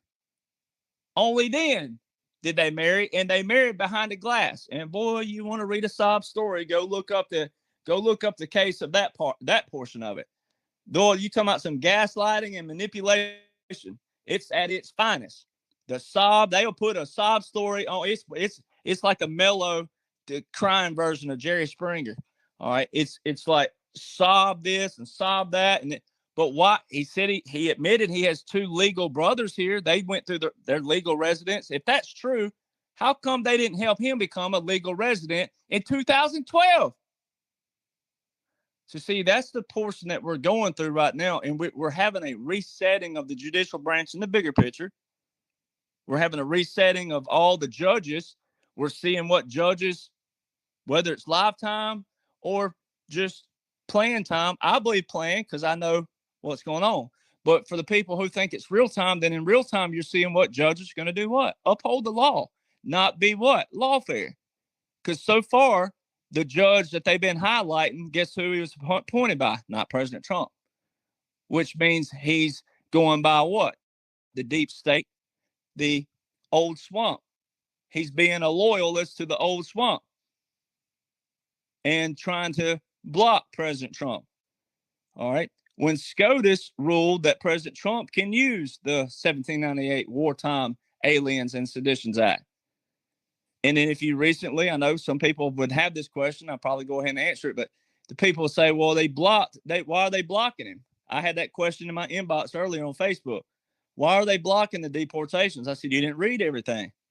They temporarily blocked the Venezuelan deportation. And it blocked all the deportations. See, so that's where people still, and I'm not knocking this person if they hear this, but there's a huge difference in blocking, permanently blocking, or blocking, period, deportations as a whole versus temporarily blocking Venezuelan deportations. All right. Because Obama signed an executive order in 2015, Executive Order 13692, and declared a national emergency for Venezuela that blocked the entrance of Venezuelans. Obama did that. And then President Trump just continued it this past February, which means, therefore, what? If President Trump is a threat to democracy and a threat in violating the Constitution, then if Obama signed and declared the national emergency, and national emergency has a 2-year automatic termination unless it's continued, which every time it's continued, it's good for 2 years. Well, if Obama signed it and President Trump continued it in February this year, that means someone else had to too, right? The auto pen. That means, quote unquote, Joe, to all of us who know the plan and that it's an operation. But to the average American who doesn't know that, Joe continued it 4 years. So how is President Trump the threat to democracy? And then also the judges. So if the Americans want to believe it's real time, then what they're going to really see is either judges removed or resign, potentially, either removed, fired, and or resign. They may even see, hey, now everybody's going to root this on if you're a real hardcore patriot. It could be like, if in reality, they should walk in and fire all the judges and just say, we're starting all over again. Everybody, pack your bags and go home. Because, see, what people don't realize, and liberals definitely, if you believe the way I do, liberals would really think that you and I are truly fascists and whatever else. But they don't realize that they're the fascists. They're the Marxists. They're the communists. Because the Constitution was written for us to keep Congress in check. But the way our founders established the 3 branches of government, Article 1, Article 2, Article 3, legislative, executive, and judicial, they put them in an order for a reason. We, the people, we elect representatives for what? What is the root word of representative? Represent. They represent us. They represent the will of us. Well, we have state representatives and we have U.S. representatives. All right. So that's why the federal government don't need to be that big, because there's nothing really massive outside of our protection. Okay. But there's nothing other than that. And then also infrastructure and disasters and things of that nature. Natural disasters, catastrophic events, things. That's all the federal government's really there for. Because what would Michigan and Alabama have in common any other day? You wouldn't. Michigan shouldn't pay for Alabama's hurricanes, and Alabama shouldn't pay for Michigan's snowstorms or whatever they have up there. So, see, when you really understand that aspect of it, then it'll make sense. So liberals, they don't understand the simplicities of government, much less the intricacies of it. Because what you're witnessing is the resetting of it. And then when you get back to the U.S. government versus your state and local representatives, that the election of those, we do that. And we should want more state representation, because if you love where you're from, like if you're just hardcore, you never leave in Florida, you're never leaving Georgia, you never leave in South Carolina, wherever you are, you're never leaving it, then you're a product of that state and you love that state. And maybe you frequently visit all your cities in that state or whatever it is you do. But that's the fabric of you. The U.S. representation is just whenever there's a catastrophic event, natural disaster, etc. So those U.S. representatives should actually resemble the old school continental, meaning that we may not need it all the time. They need to meet when they need to meet, not career politicians every single day. All right. And that's why the tariffs can offset that. That's where those come in.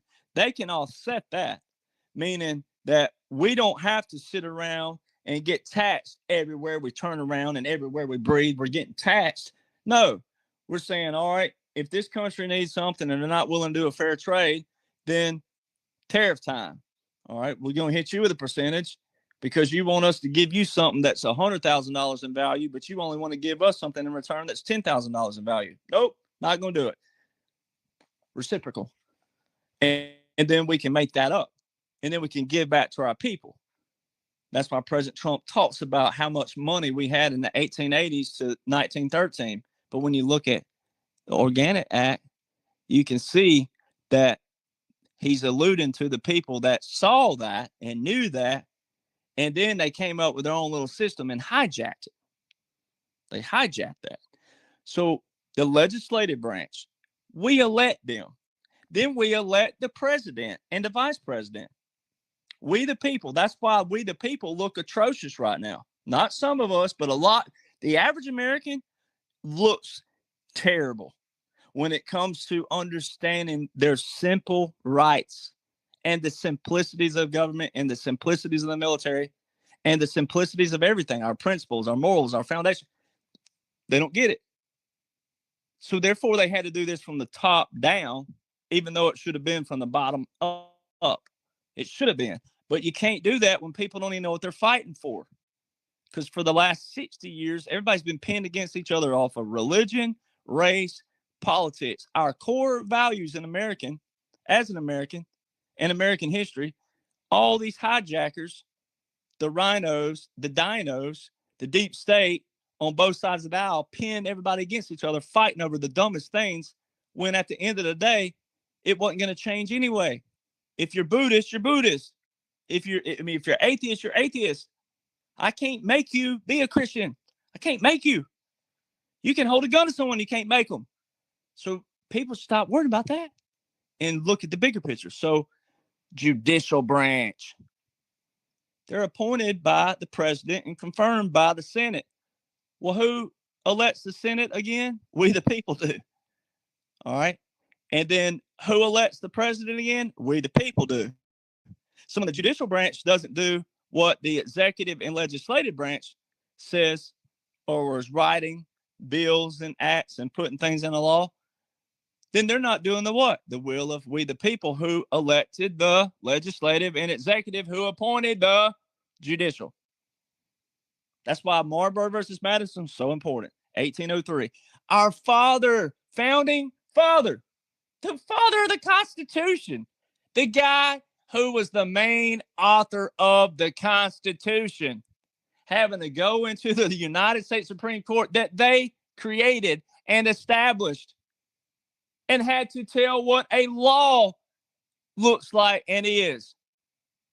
I mean, that's like inventing a vehicle that you made the engine, you made everything, but especially the engine. And then you having to go tell a mechanic who's trying to say, no, it don't work, like, I built it. Yes, it does. So Chief Justice Marshall knew if he didn't rule a certain way in that landmark landslide case of 1803, the founders who were still alive, that most of them were still alive at that point, they were going to do what? Either fire him, fire all the judges, or abolish the whole Supreme Court and the court system and come up with something new. They had options because they established it and created it. So see, look how atrocious we look now. Here was a founding father who wrote the Constitution in the Supreme Court 16 years after he wrote it. So look how dumb we look now. Look at all the people who say you got to be a lawyer to know the law. How can Derek Johnson know what he knows? He doesn't. How can a little shit kicker, boot kicker, didn't do much in the military, know what he knows? Oh, so my knowledge and my education stops where my quote unquote career stopped, or my life, or whatever.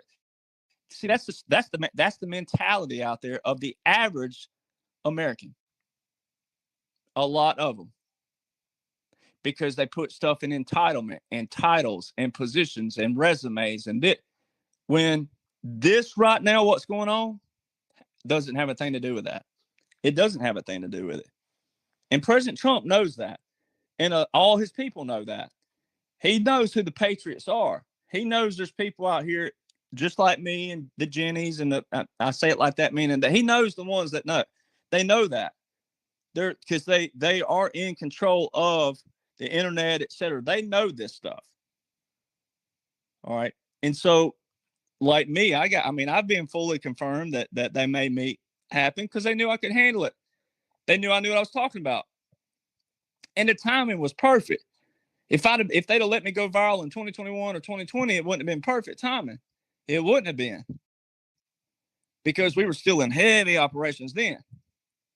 So when you look at the bigger picture, you take off from the aircraft, look over, man, it's awesome what's going on. Because this is the completion. Now, President Trump gave you like markers along the way, and I've been trying to, of all videos I didn't save or whatever it was, but because he's had so many speeches, but he did give the marker of Memorial Day 2025 and then July the 4th, 2026. Well, Memorial Day this year is May the 26th. Well, that date, May 26th, just so happens to be the anniversary of May 26, 1783, which is our founders celebrated the end of the Revolutionary War. And they called it the Great Jubilee Day. That was the title of it. So when you look at the Jubilees, now I'm not perfect with this, but John Hagee, who is a Jew, but also is a Pentecostal preacher now in San Antonio, Texas, he has an episode, he has a sermon where he talks about this Rabbi Judah ben Samuel. This guy lived way back in the day. And he died before any of this took place. But he didn't make a prediction. See, there's a huge difference. I don't make predictions. That's the difference in me and everybody else and certain people I go on shows. I don't sit and tell, on April the 5th, be ready for this. Because when you start doing that and you're wrong and you're wrong and you're wrong, then you look kind of, I don't know. I won't say the words. You just look a certain way. You look like a clickbaiter. You look like something. This guy, this rabbi, way back, he just said, look, a jubilee equals 50 years. And he said, at the point that the Ottoman Empire retakes its territory, you start counting from that year, your jubilees forward. And when it falls, total up those jubilees. But he had this 10 jubilees. For some reason, there was this number 10. And this was way back, like the 1200s, 1300s. He died like 300 years or so before, two or 300 years before the Ottoman Empire regained its territory. So the Ottoman Empire is modern day Turkey. All right. Ottoman Empire regained its territory in 1517. All right. It fell in 1917. So that's 8 jubilees right there, because 50 years equals a jubilee. That was 400 years. That's 8 jubilees. All right. Now there's only 2 jubilees left, according to this rabbi's jubilee calendar. But he never put a date. He never said the date. He didn't put a month or a year. He just said jubilees, which equals a 50 years. So there's only 2 left from 1917. 1917 plus 50, 1967. All right, 1967. In June 5th to the 10th, was the 6-Day War in Israel. All right. And 2 million Muslims had to denounce their Muslimhood and become Christians. You can go read all about this. This is documented. All right. And this wasn't that long ago. Look how old some of you are. It wasn't that long ago. So it ain't like that's far-fetched to believe. And this is recorded recently in our history, 1967. The 6-Day War. Siggy Flicker was born in a bomb shelter during that time period. That's what makes her unique. All right. Then you got 1 jubilee left. 50 years. 50 plus 1967. 2017. December the 6th, 2017, Donald John Trump, out of nowhere, declares Jerusalem the capital of Israel. Now, you're going to tell me that's just a coincidence? You're going to tell me that that finishes that quote-unquote calendar? All right, and what that Messiah, what the rabbi called that 10th Jubilee, final Jubilee, it was called the Messiah's Reign, R-E-I-G-N. If you know what reigning means, then you will probably get some chill bumps. All right. And you can go read all about Rabbi Judah ben Samuel. And there's a current rabbi right now that a lot of people know about, Jonathan Cahn. He talks about Rabbi Judah ben Samuel himself too. All right. So it's not far-fetched. And see, that's why I have a problem right now. We got a lot of quote-unquote Christians who are getting a lot of stuff mixed up. A lot of stuff. Talking about my friend Siggy. Talking about, oh, they're Zionists and they're this, and President Trump's following that. You don't know much about that. The average Christian in America that I've met, you need to put a wet sock in your mouth and go fishing. That's what you need to do. Now, I'm not a Bible scholar, but I know enough to know that what is taking place and what President Donald John Trump did, first off, his bloodline don't line up for the Antichrist. So there's that. And then two, if he was the Antichrist, what are you going to do about it? What have you done about it? So see, how can you expect the kingdom of God when you ain't even fighting for it? You're whining, complaining, and griping. There's one thing about a warrior. What a warrior can do is go, okay, you go in somewhere, all right, and you're fighting, and then all of a sudden, what you thought was the enemy might not be the enemy, or there might be a bigger enemy. You can do a thing called flank. You can re-strategize or retreat a little bit, re-strategize, whatever you got to do. Okay, so if President Trump was the Antichrist, guess what people like me can do? People like me can re-strategize because I know what he's been working with. See, people hang themselves by their quote-unquote rhetoric sometimes because so many people just want a voice. So many people want a name. We're in the age of social media where everybody wants an opinion. Everybody wants to say something, be the funny guy in the comments or be the one. Just everybody got to say something because it makes you bold in the comment box. It makes you bold, but when you don't say, everybody who's ever said anything about me, they don't say it to my face. I ain't had one yet say it to my face because they ain't bold enough, especially the guys. They ain't bold enough. And if one does pop up, depending on what it is, what they say, I might even just congratulate them because one, I don't care. So there's that. So I'm like Tom Homan. I don't care what you think about me. You can have 1 million hit pieces tomorrow about me. I don't care. All right. Because I know I'm fighting for the right reasons. All right. Because I'm working with a blueprint. And what President Trump, when you know the blueprint and you hear someone say he's the Antichrist, it is a far-fetched from that. So far-fetched. The other thing is like when people, I love this for fun reasons. People say Derek Johnson's controlled opposition. If I was controlled opposition, my controllers will be very disappointed in me because I've told the whole blueprint and I can tell it from a whole standpoint. That's funny, Derek. It's hilarious, right? Because I'd be like, I'd be the one getting my butt tortured. Right? I'd be the one being like, they'd be like hanging me up, chaining me up upside down, being like whipping me with an old school whip, like one of them old school whips, going, you made a mistake here. You told them this. What? You know, like it's so funny. But there's so many good patriots. And I know sometimes when I talk, it sounds like I'm just being negative. I'm not. I'm saying, look, we still have to try to win over all these average minds because what I don't see happening, everyone in this comment box, no offense, but you're probably 40 years old and up. And that shouldn't be any offense anyway, because I'm 42. But still, guess what you see when you just take a hike to a bar somewhere? Go to a bar in a college town. All right. You ain't got to drink. Just go in a bar. Look at what college kids are doing. Look at what they're not. That's the future.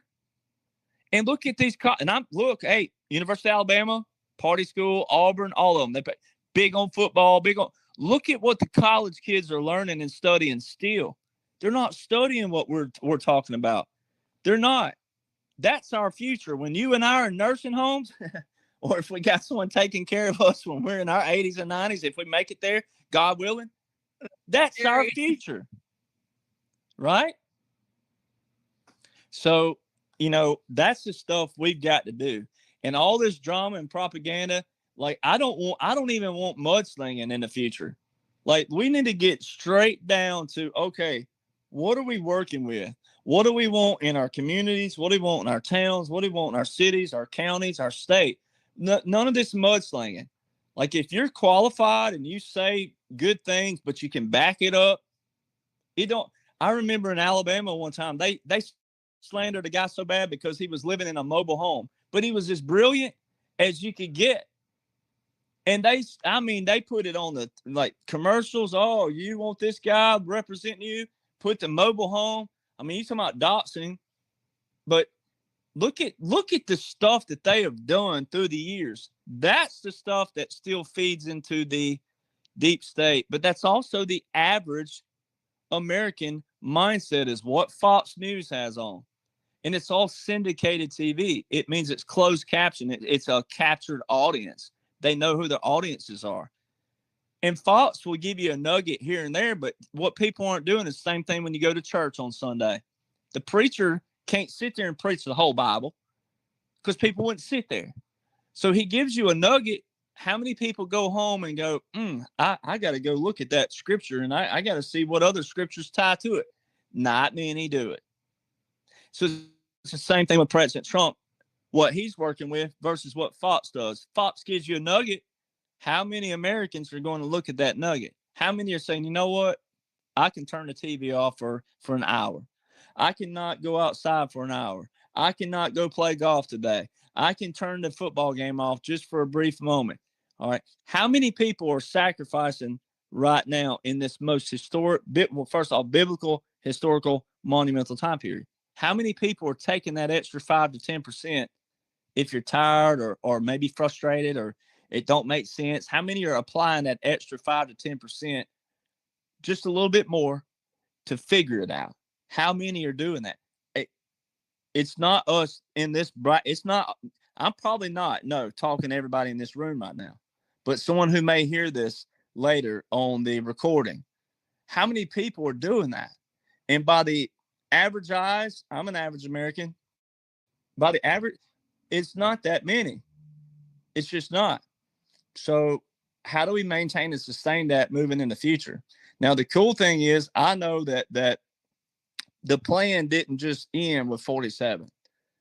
That's the operation, but they have people in place that's going to sustain it for X amount of time. But look at our founders. As soon as all of our founders died, as soon as the last one died, and the direct descendants of them, the linkage, if you want to call it that, but the lineage especially, as soon as when they died, look what took place. So look at the people around them. That's where the numbers come from. The real numbers are 1.8, 1.9% of population fought in the Revolutionary War. But military calls it the 3%ers. But whatever. When you still do 1.9 or 3% out of the 100%, so that's what fought. So when you look at the other percentile around that, when they don't care and they're not educated or they don't want to contribute, but they're the loudest barkers, and or they hijack the system and they get in there off of incompetence, and or they may look better, talk better, say something, or learn a script, but they don't really know it, the passion behind it. That's what we have to worry about. And that's why it's important right now to get as many people, but it's also important your delivery with people, like your friends and family. And if you don't feel confident in the delivery, that's when you throw me under the bus in a good way. Meaning like, hey, I can't really explain it, but this guy can. But you got to tell them, hey, look, neutral seat. If you care and love this country, This guy don't care if you're gay, Buddhist, atheist, black, white, Asian, this, mixed, interracial mix, what, I don't care. None of that. Everybody who's gay are just as gay as they was when President Trump took over. They're just as gay. And anybody's Buddhist or atheist, they're just as Buddhist, they're just as atheist. None of that changes. Their paycheck's changing and the taxes are changing. Everything's going to get better for them. So their rights didn't get taken away. The grants that were paying all these dumb colleges for these weird, wacky programs, that got taken away. Also, what got taken away is, no, I'm not going to fund you to go have your thing cut off or added to you. We're not funding that. But your right to do that wasn't taken away. You're just going to have to find somebody who's willing to do it on your dime and on their time, not on mine and not on the American public and not on the American people, the American taxpayer. All right. And I believe they're going to come up with probably like a flat tax, I believe, kind of like what Herman Cain talked about years ago when he was running. I believe that's what they're going to do, because we do have bridges. We do have, like interstates or freeways, as y'all call them out west. We have things that we all share, all right, that we do need to contribute with, especially come on, Louisiana, all you Louisianans, my God, have mercy. You'd have better luck riding a railroad track with a tire that don't have an actual tire on it. You just run it on the rim. If you go through Shreveport, Louisiana, it's the worst interstate you'll ever ride in your life. You want to talk about pothole city? Y'all ride down I-20 and go through Shreveport, Louisiana. It's good, but you can't even talk on the phone. It's that often you hit a pothole. All right, so that's something we all share. Anybody who's ever driven from Monroe, Louisiana, all right, to Dallas, Texas, knows what I'm talking about. All right, so there's some humor, but it's real. We all share. If you drive that interstate, freeway, whatever you want to call it out west, when you drive that interstate, we all share that. So there has to be something there. All right, so we had to go through this clean out, top to bottom, unfortunately, this time around, because so many on the bottom don't know the language, the verbiage, and didn't know the links, and didn't know there was a wolves in sheep's clothing. They didn't realize that everybody been psyoped and fighting against race and religion and politics, our core values of America. What makes us different actually makes us stronger. So they pinned us, the deep state, and they've benefited, Republican and Democrat. They've benefited from that. And that's what President Trump, and that's why I love what he said the other day. He said, other people have passion at doing certain things. He said, my passion is making deals. And so the ones who hate it, he loves it even more. So see, that's the thing. And when he says, for all of you wanting justice, look, I get it. But when you root for death, there's a very razor line difference. You gotta look at this humanitarian. If you're rooting for death and you're rooting for hanging and rooting for executions, you're rooting for it like that. You got to look at yourself too. All right. Because how did we get here? See, everybody wants an end result, but nobody wants to see how we got here. All right. If we're doing what we're supposed to be doing with punishment on the front end, we won't let it get to the all the festering it got to. Now, I'm all about justice, but see, the way I believe, and I may be wrong, I'm subject to be wrong. I'm human. I'm a male. Come on, ladies. I'm a male, but I'm subject to be wrong. But I look at it from the standpoint of, why aren't people appreciating what you're going through right now? And then when the justice comes, let it come. All right. Live every day as you're living it. Let the day get here. But right now, enjoy the liberals crying. All right, especially the ones that paint themselves as evil. Let them cry. Have fun with that right now, because you're going to get there. But what President Trump, what it looks like that they've done, which is, again, even if you're in secret military, even if you're an operator, if you're not in that upper chamber of operators, the ones who put the plan together, you can still speculate where you're going and still not know. See, a lot of people do that. When someone that claims to be secret military and or whatever it is, if you think they are, and they say, well, I don't really know that answer, a lot of people will jump ship with that. And that's not the case. When you're in the military, you don't know what the generals have in plan unless you work with a unit and you work with the general and or the colonel, and you get to see something like that or be around that talk. But even then, you're not going out there publicizing that, putting that on a podcast. All right. So what it looks like with the Article 1, Article 2, and Article 3, where we are, when President Trump says this, retribution will come through success. What they're doing right now is they got to desynthesize the nation as much as possible. The warrior mentality. No matter how many are kicking, cussing, screaming, yelling, hate, mockery, ridicule, whatever they're doing to President Trump on social media, they can't get to him. They're not going to harm him. The assassination, quote unquote, you got to understand special operations, unconventional warfare, all that was planned. There's a court case that proves it. And then also the special operations publications, et cetera, proves that. But that's not what this is about, this podcast. But when you know that, that's there. No one can touch him. He's fine. You don't have to worry about him. All the people out there, I still get messages. I hope he's okay. But he's the most protected man on the planet in the history of the planet. And no one's going to get to him. All right. This is all a plan. So when people say that, if you're still in that mindset, or your friend or family member are, you still don't know that this is a strategic operation. And what you thought was a quote unquote assassination wasn't. It's all part of unconventional warfare. It's all outlined in it. All right. So getting back. So when he says retribution will be our success, when they desynthesize and they have the warrior mentality of, hey, let's save as many as we can like this. Because winning, when you really think about that comment, you're going to win so much you're going to get tired of it. Well, that's Alabama football fans are like, well, hey, we know about that because we're hated by everybody. We have the most college football national championships of all time. And people are, y'all cheated. Well, if we cheated, y'all cheated. All right. So same thing. But let's just go on a basis, just a neutral basis. The Georgia Bulldog fans just left the room right now. There's probably a few of them that left. Auburn fans just left. They all just left.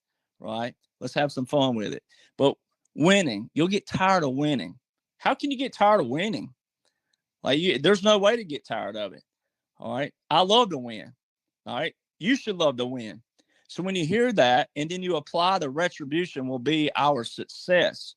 Well, that goes back to his deals.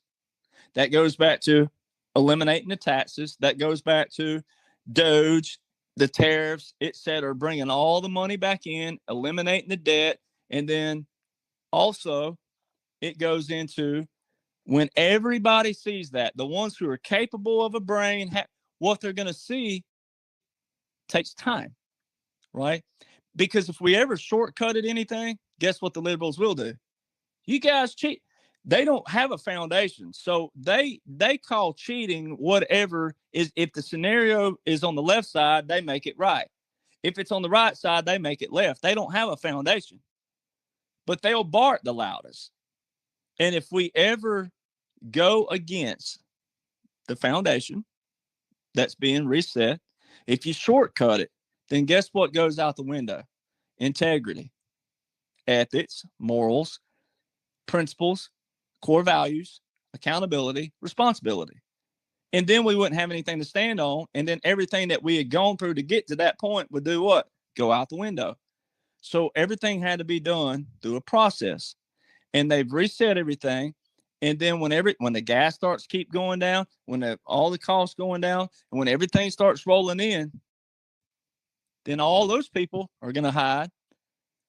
Then what they're going to actually do is, because most of them are on social media anyway, it's easy to delete a profile. It's easy to make a new name, right? It's easy to say, hey, I'm sorry, I was wrong. It's not easy for pride-wise, but they could still do it, theoretically. All right. Well, that group of people who are hating, ridicule, mocking, all those people, they'll either come on board or they'll disappear. And then they'll resurface somewhere down the road, and they'll be the biggest President Trump fan you've ever met in your life, kind of like Alabama football fans. I'm the biggest Alabama football fan you ever met in your life. How many national championships do we have? I don't know. That don't matter. I'm just the biggest. It'll be them. I'll pick on my own people. All right. I'll do that. If we got them, we all got them. But when you're good and you win a lot, you have a lot more what? Bandwagon fans because of what? Because you're winning, right? There's not a lot of bandwagon Auburn fans. Sorry, Auburn fans. Y'all ain't got a lot of bandwagon fans because y'all don't win a lot like Alabama. So when you apply it that way, you get to average everyday American. Well, when President Trump wins, everybody's going to want to what? Be a part of that. All right. Nobody wants to be a part of a losing team or a program. So when you look at retribution, you look at those comments, when we get to a place when people are celebrating and they're seeing more and more unveiled and they're seeing all the dirty this and look at Vince Vaughn coming out. Here's a guy. Now, I thought he was always a good guy and conservative because he used to ride in my aunt's taxi in Gulf Shores, Alabama. Had a taxi service that she owned on her own, not a big company. He always called her. All right. When he was drunk, he always called her. And before she passed. And so I always knew and had an inclination he was conservative. But when all the liberals' heroes start falling and they start coming over for President Trump, when all these people do it, and that's what's going to happen, the dominoes will start falling. When that happens, all their heroes are going to be gone. So then you're going to find out how much of integrity they have to stand on their own 2 feet and go, I hate President Trump, all this stuff. So we're going to see what kind of integrity they have. Then when it's 85 percentile of this nation, maybe 90, but let's just say 75% to 90% of this nation have flipped to the winning portion and loving what's going on, then President Trump and the groups can unveil the dirt, as the saying is. Because that group of people then will be what? In order to accept something, you got to be receptive to it. And right now, all liberals are not accepting of anything. And they're not even receptive of it. All right. And this was never a Republican or conservative and or just patriot movement alone from the standpoint of the people who just want to win and, we got to keep our guns and that. No, it's also all Americans. So in order to see justice, you need to wait till a little bit. That's what I feel they're doing with it. Because when he says that, when he says retribution will be when he says retribution will be our success, a lot of when you win, there was a coach at Colorado State. And like he said, when you go to a college like Colorado State, not in Alabama, not a Georgia, not a Notre Dame, not a Michigan, not a Southern Cal, not a big name. When you go to a place like that, he said, guess what still applies? The same thing it does at Alabama and Michigan and Notre Dame, and Ohio State, where all eyes are always on you. He said, same thing applies. Winning takes care of everything. When you win, people want to be a part of it. When you're winning and you're winning and you're winning and you're going to your division or conference championship and you're going to the big dance, people want to be a part of winning. So see, when you do that, say it again. Real quick, everybody, in the beginning, it's they got to take the wins how they're coming. They're big, small, whatever they are. People are missing the greatest time to be alive right now, staying in the noise. You got to get out of that noise because we are winning. Just because you don't see it, we're winning a lot, everybody. So you got to hang on to the wins. The reason why I use football too is this reason. I'm an undergrad graduate of Alabama. I did my master's at Colorado State. The reason why I use that is that it's that old saying, you don't know what you got till it's gone, the song. Well, but when you go through something and then you look back, you're like, dang, that wasn't that bad, or dang, that was fun, or dang, that was awesome. I want to do that again. But did you enjoy it while you were doing it? And Alabama football is a great example of that. No matter what you feel about college football, rigged or not, whatever, leave that aside for a moment. Just assume that it's not. Assume that it was, it's just a tough, channel and conference, or not conference, but league. Let's just go with that. Look at Nick Saban.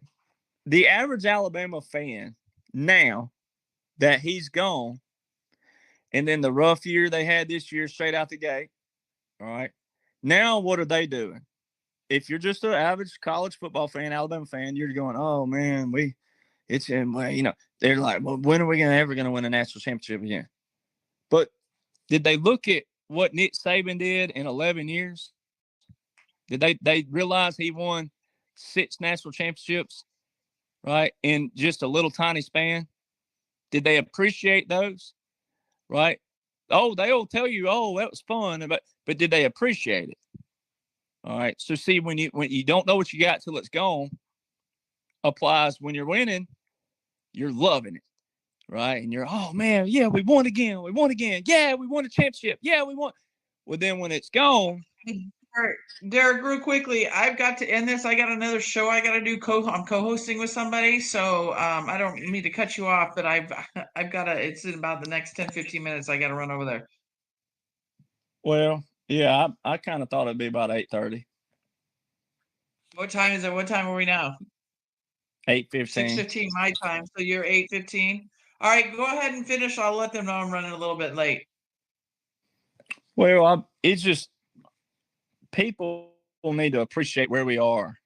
And in order to do that, you got to know who's in command and what are they working with.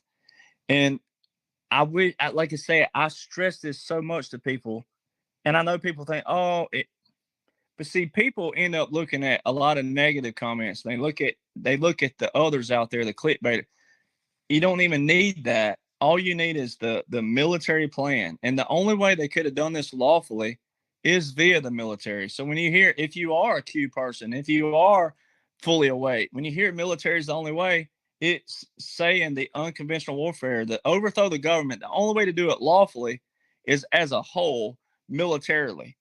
All right. And it required something that would activate the military. All right. And now you're seeing Fox News had it on today, because I know someone who still watches Fox, and I saw it on their TV when I walked in the door. All right. And they're talking about the lab leak. Now the truth about COVID's coming out. It only took 5 years, but that's the way we operate. If you don't want crap to take 5 years, guess what people need to do? Know what the commander's using, know what the president's using, and then we can get through this stuff a lot quicker than normal. All right. So, or the old normal. All right. So little things like that. And I guess what I still look at, and we were talking about this, the general, all of us, because John Michael Chambers put this panel together where we do this once a month, all military and only military, is that, okay, military, we're not better than you. I tell people all the time, you don't have to be a veteran to know what's going on, but military is the only way, was the only way, and it's the only way to do it lawfully. Not as a coup, in a bad coup, but in a, hey, our government got hijacked by a bunch of wahoos that don't know what they're doing, but also they were doing this, and this. Every war from Korea forward was an offensive war. It wasn't a defensive. There's a huge difference. All right, Abraham Lincoln's the one who added both foreign and domestic to the oath. The foreign he was talking about wasn't foreign going to Iraq, going to Afghanistan. The foreign he was talking about was foreign actors coming here trying to take what we got. Not just our own people, but foreign actors coming here, foreign adversaries. So see, look at that little simple thing that your average veteran don't even know the origins of the oath, what it started as and what was added through the years. So little things like that. But for the civilians, the 94 percentile, if you want to love President Trump more, if you want to love the military more, then you got to look at all aspects of the military and then think, maybe there's just something that you don't know and you can know. I heard a preacher say this, and I'll close with this, but I heard a preacher say this not long ago to an atheist, saying, look, I'm not here to, the atheist had an issue with the preacher. The preacher said, I don't have an issue with you. You can believe what you want to believe. I don't have an issue. And they go, well, why do you believe? And he goes, well, now you're asking me why I believe in God. So you're curious to know. And what he did to him, he said, look, have you ever thought that maybe there's just something about God that you don't know about? So that's what I do to people out there is say, look, maybe there's just something about the military you don't know about. If you're so focused on what I didn't do that you did do, if you're so focused on putting me down, then you're not doing what you're supposed to be doing as a veteran. If I'm your brother in arms, then I'm always your brother in arms. All right. If I got a different opinion than you, okay. But if there's something that is on paper that is outside of mine and your conversation to do with gay, Buddhist, atheist, whatever that, if there's something bigger, liberating the world, liberating a nation, there's an order in place. And that order is a reflection of the true liberation and the true definition of what we do. And you're calling me a name saying that I can't do this because I didn't do that and this, that, and that. If you're doing that, you're not doing what you're supposed to be doing. So isn't there maybe something about President Trump you don't know? Is there something about the Constitution maybe you don't know, or the Declaration, or the Foundation, or so? See, the whole operation taking place is unconventional for a reason. It wasn't going to be publicized until they were ready for it. And so President Trump knew that.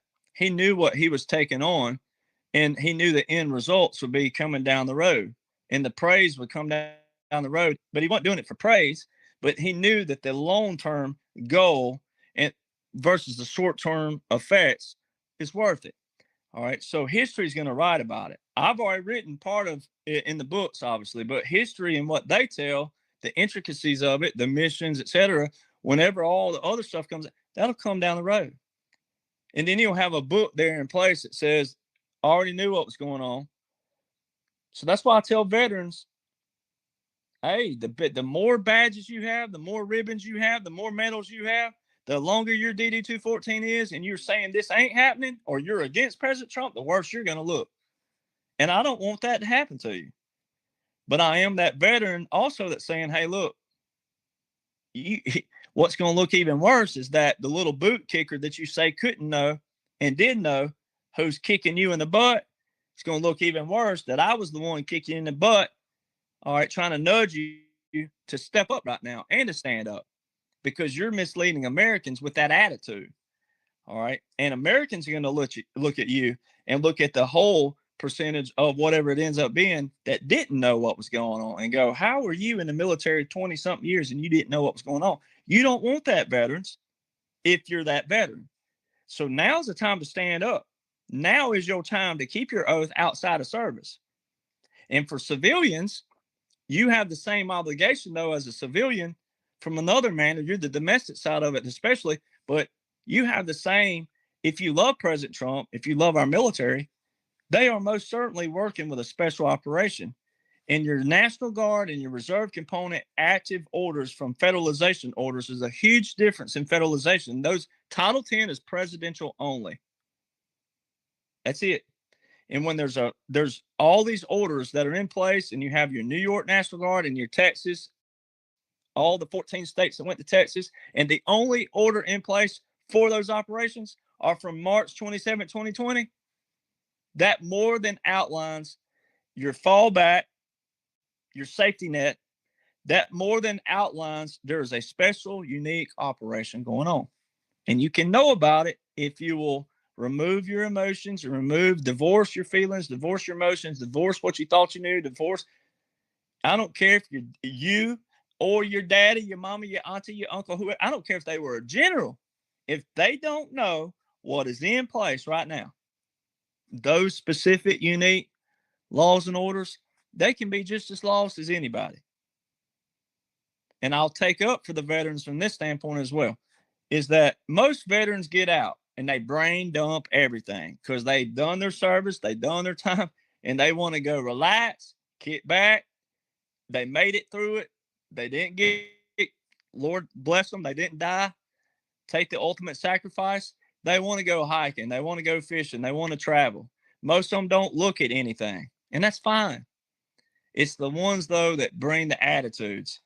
And I mean, 85% of veteran suicide, this is very important. 85% of veteran suicide that you see all these veterans, the ones who have even put me down, they got all over their pages the 1-800 suicide hotline for veteran suicide.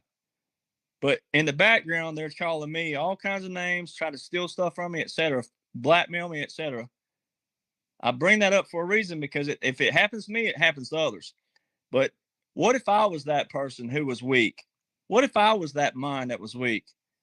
So why do they ostracize me and go, well, you've got a notable name, or you're a notable person, or you're a fan, whatever the words you want to use, but you're popular. Oh, so because I have a platform and because people listen, oh, it's okay to talk about me. What if I was that person that became a statistic? Are they going to post their hotline then? What's that hotline mean then? Where's the integrity in that?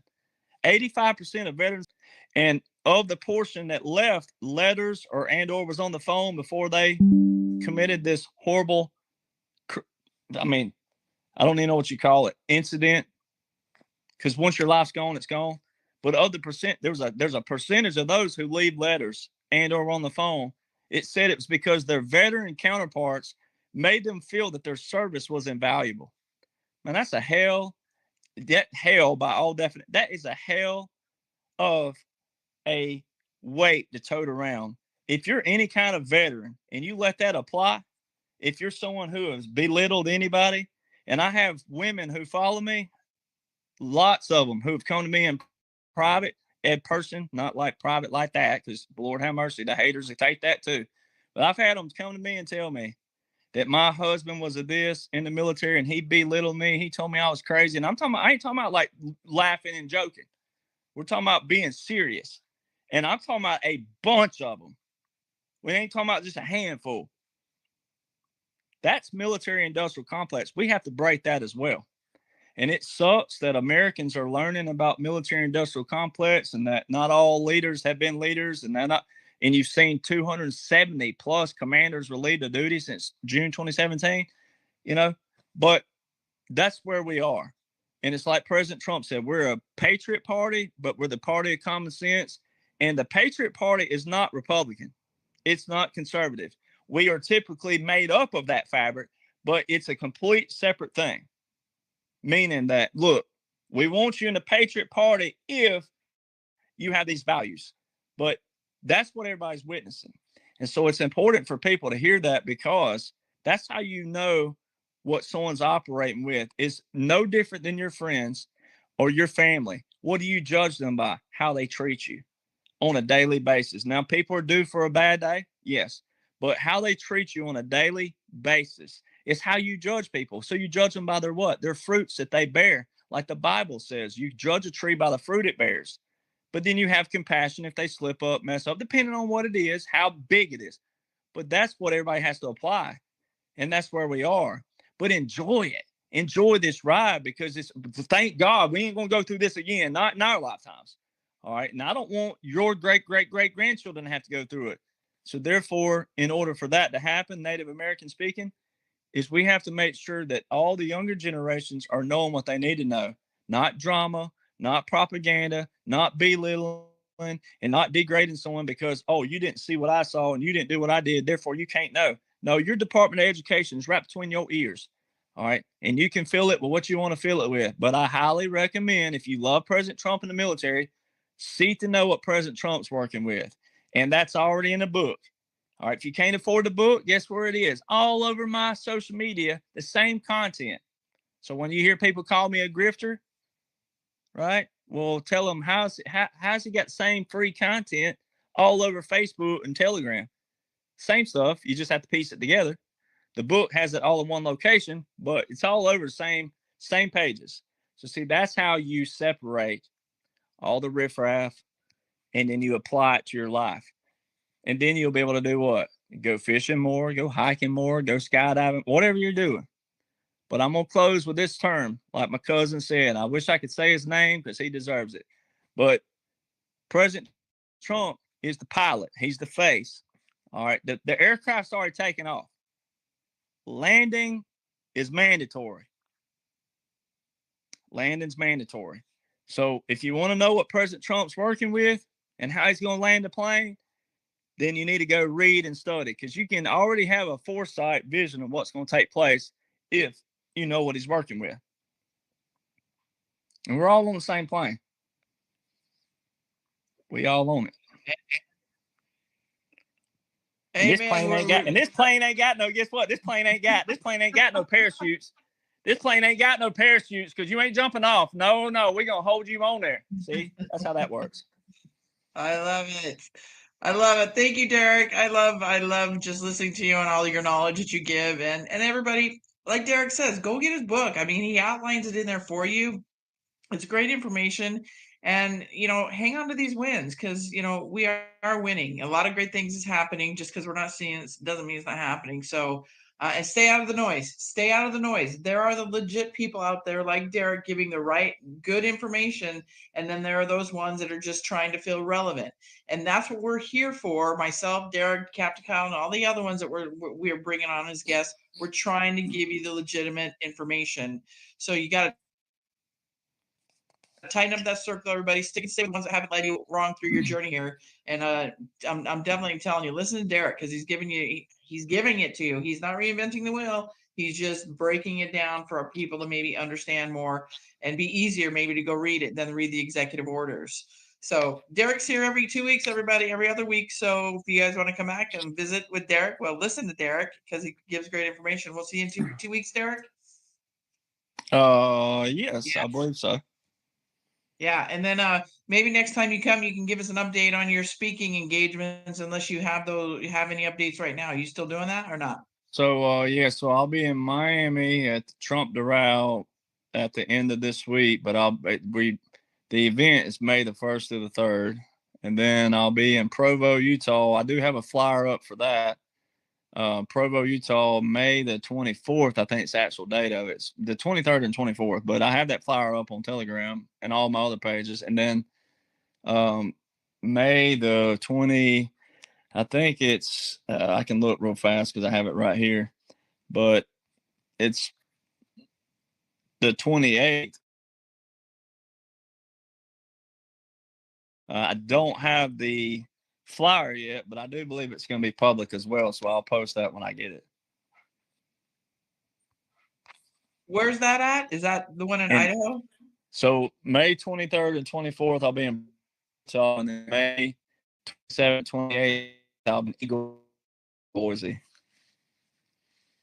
Boise. All right. Well, send me those flyers. I'll put them on my wall and I'll share them on my X space too. So, or X feed over there. So you can get that information. And then I'm casually going to California, even though I don't have anything lined up. But sometimes when I'm out that way, people will hear about it and they'll line something up. But I will be in California for leisure. So if you see a black Corvette roll right by you, my buddy lets me drive his Corvette all the time. And if you just see like this blur, like that, it's going to sound like that. Zoom!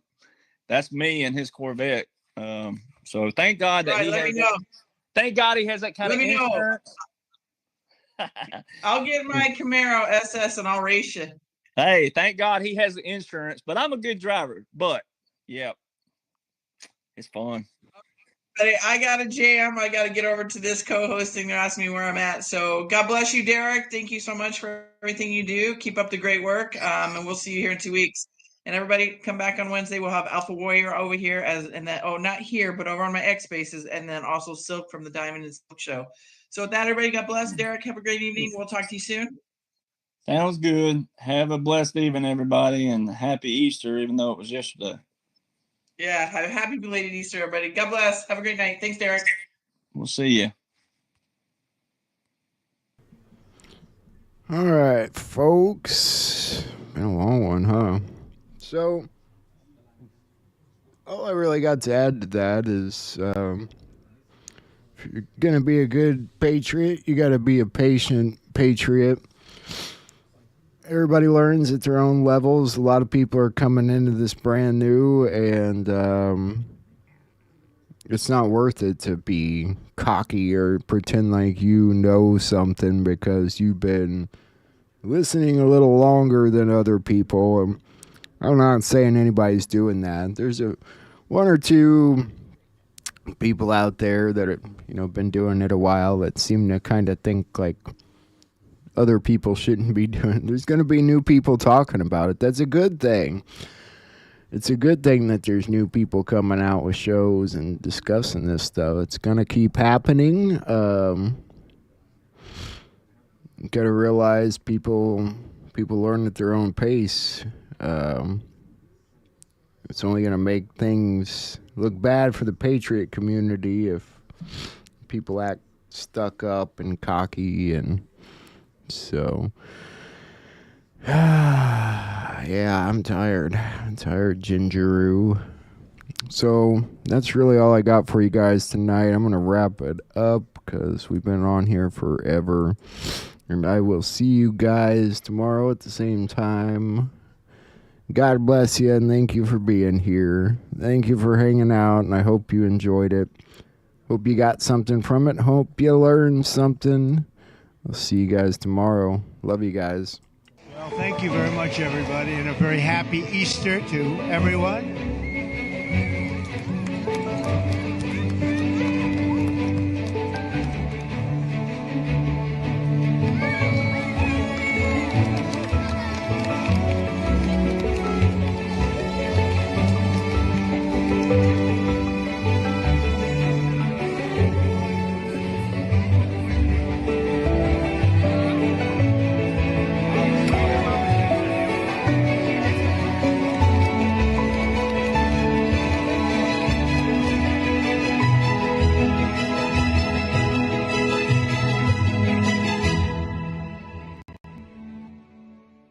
When power leads man towards arrogance, poetry reminds him of his limitations. When power narrows the areas of man's concern, poetry reminds him of the richness and diversity of his existence. When power corrupts, poetry cleanses. During World War II, John F. Kennedy was a young Navy lieutenant commanding PT-109, a patrol torpedo boat in the Pacific. On the night of August 2nd, 1943, while on patrol near the Solomon Islands, a Japanese destroyer, Amagiri, suddenly rammed PT-109, slicing it in half. The explosion and impact threw Kennedy and his crew into the dark waters, killing 2 men instantly. Stranded miles from safety, Kennedy took charge, rallying the survivors and leading them to a small deserted island. Despite having an injured back from a previous injury, he swam for hours, even towing an injured crewman by holding the strap of his life jacket in his teeth. Over the next few days, the crew moved between islands searching for food and fresh water, all while avoiding Japanese patrols. In a desperate attempt to get rescued, Kennedy carved a message onto a coconut shell. Noro Island. Commander. Native knows position. He can pilot. 11 alive need small boat. Kennedy. He entrusted the message to friendly Solomon Islander scouts who paddled through dangerous waters and delivered it to an Allied base. The plan worked. U.S. forces soon rescued Kennedy and his crew. The coconut, which quite literally saved his life, became one of his most cherished possessions. Years later, as President of the United States, Kennedy kept the coconut shell on his desk in the Oval Office as a reminder of his survival and leadership under extreme circumstances.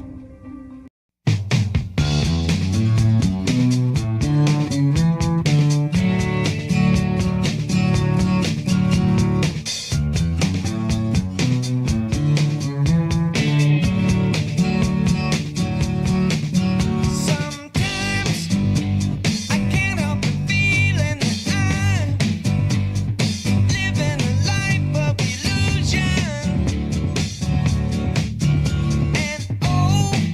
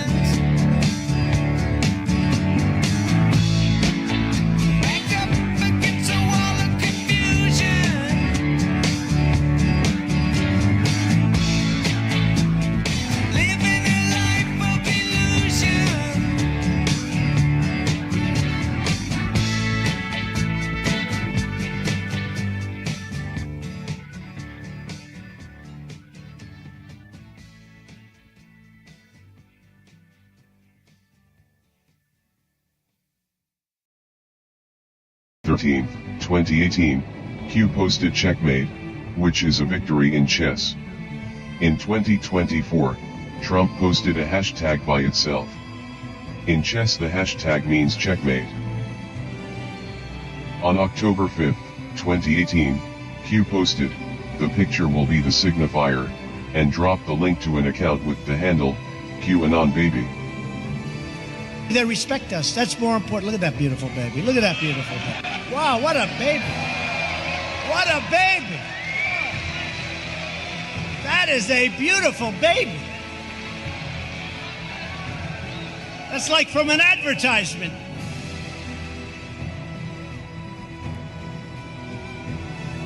Look how happy that baby is. So beautiful. Thank you, darling. That's really nice. It's a great thing. Is that your husband? That's a great thing. Thank you. Congratulations, husband. Man. What a picture. But we're going to have the country all set. On July 17, 2019, Trump stopped in the middle of his speech to point out a baby, took a picture with his hands and said, "What a picture." When the camera pulled back, the baby had a big Q on their back. This happened on the 17th day of the month. Q is the 17th letter of the alphabet. On October 10, 2019, Trump posted a video on Twitter. At the 1 minute and 34 second mark, Q baby pops up. If you hold the 1, and add the 3 and 4, you get 17. That's a very special day. And what a great timeline this would be. Easter as our timeline, what a great timeline that would be. America is facing a health crisis with chronic disease, high blood pressure, diabetes, inflammation, autoimmune disorders, and neurological conditions affecting millions. Heart disease, joint pain, and fatigue are becoming more common, and conventional medicine alone isn't enough. More people than ever are looking for alternative healing solutions that work with the body, not against it. That's why we launched Ionic Care. We're bringing advanced frequency therapy and energy medicine to the people, harnessing the power of terahertz therapy and quantum healing to help the body heal, recover, and thrive. And to make it even more accessible, we will cover 50% of the cost for you. We stand with millions of Americans choosing a better path to health, one that empowers natural healing and restores wellness. It's time to redefine healthcare. It's time to put healing back in the hands of the people. That's what we mean by MAHA, Make America Healthy Again.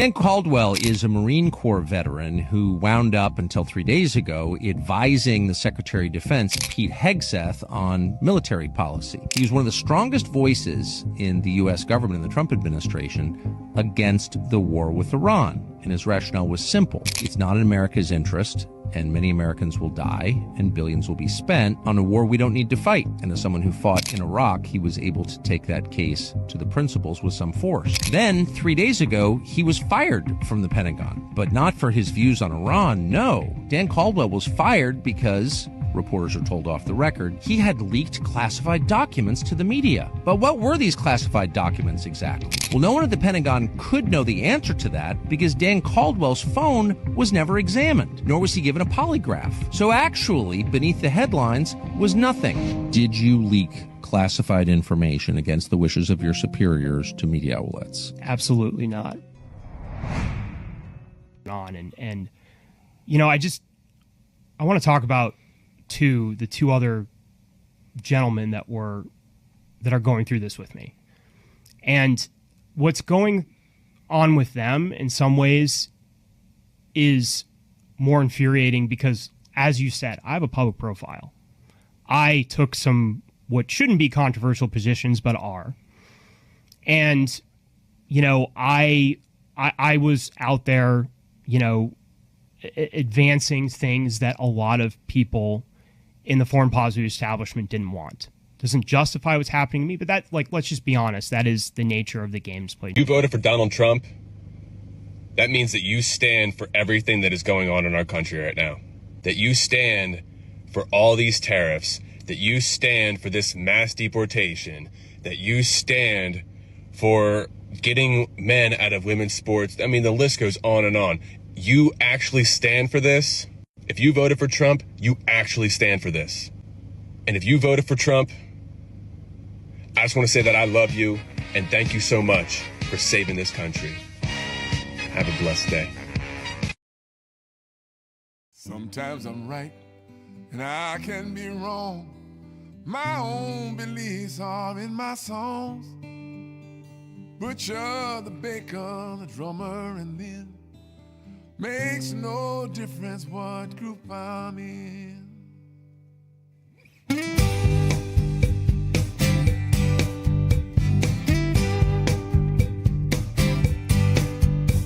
But sometimes I'm right and I can be wrong.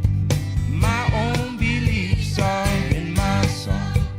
The butcher, the banker, the drummer, and then it makes no difference what group I'm in. 'Cause I am everyday people.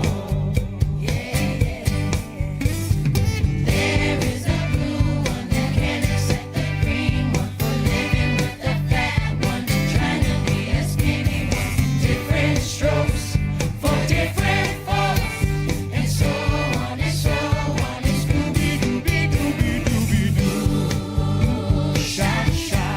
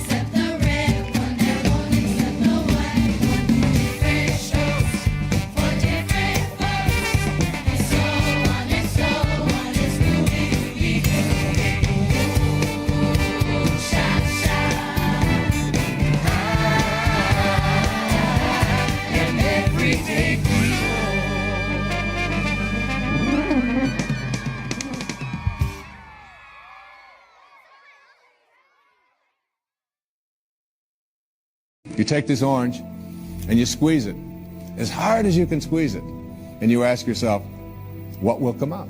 And what comes out when you squeeze an orange? Orange juice. Never, no matter how many times you squeeze it, will apple juice come out. There's no mistakes. And the next question is why? Why when you squeeze an orange, as hard as you can squeeze it, does orange juice come out? The reason that orange juice comes out when you squeeze it is because that's what's inside. Now you extend the metaphor and someone squeezes you. That is, someone says something about you that you don't like. Someone behaves towards you in a way that you find offensive. Somebody does something or says something to you that you feel hurt by. And out of you comes anger, hatred, bitterness, tension, fear, anxiety, stress. And immediately you say, the reason that comes out of me is because of how he said it, or the way that she said that, or because they did that. But the truth is, the reality is, that what comes out is what's inside. John knows why we let him go. We did a lot of favors for John. He did some good work up front. Then he was moved along and asked to move along. Now he's misrepresented a lot of things in the press. It's unfortunate. We did right by him. We tried to help. He's spinning it otherwise. It's too bad. It's politics, I guess. So I think we got to educate people that the Federal Reserve is not a public government entity. It's a private entity owned by the robber barons that started this country, who manipulate the currency to their advantage. And that needs to be tackled. Again, I'm not the economic guru. I just know it's a problem. And I'll be honest with you, I don't know what the solution is, but it needs to be addressed.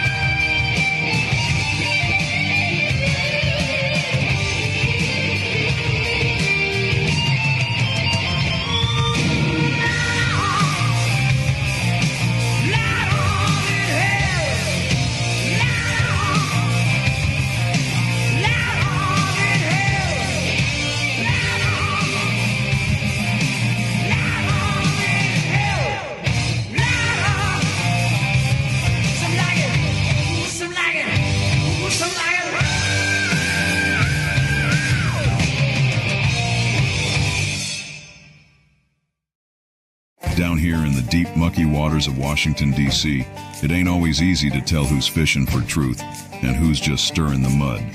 But there's one woman who ain't afraid to get her hands dirty and clean up this here mess. Pam Bondi. As the Florida Attorney General, Pam took on the fraud and corruption that was rampant in that state, standing tall in the halls of power where determination, results, and true grit are needed. With every challenge, Pam brought the fight, and where others hesitated, she stepped forward to lead. Now, as the newly appointed United States Attorney General, she will be working day and night bringing law and order back to America and pushing back against the swamp's darkest corners. Pam Bondi, a true protector of justice, turning the murky waters of Washington into a place where truth can thrive. She's been fighting for us. Now it's time to let her keep cleaning up that swamp.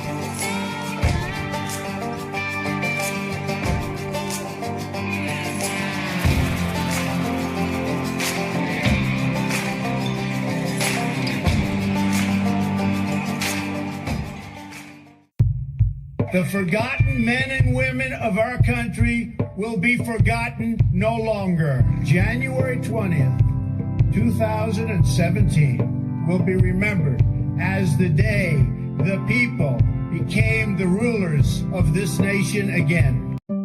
The FBI is under new leadership, but the road to transparency is long. Dan Bongino, new FBI deputy, promises change after leaving a $4.9 million career for a $200,000 job. With 37,000 employees and a history of targeting Trump and MAGA, the agency's corruption runs deep. Every field office played a role in the January 6th investigations, but key records like the pipe bomber case are missing. Kash Patel and Dan Bongino are uncovering a decade of FBI misconduct from surveillance to neglected threats. Exposing the truth will take time. Patience is key as they tackle this monumental task. This has been another public service announcement paid for by the Dilly Meme Team.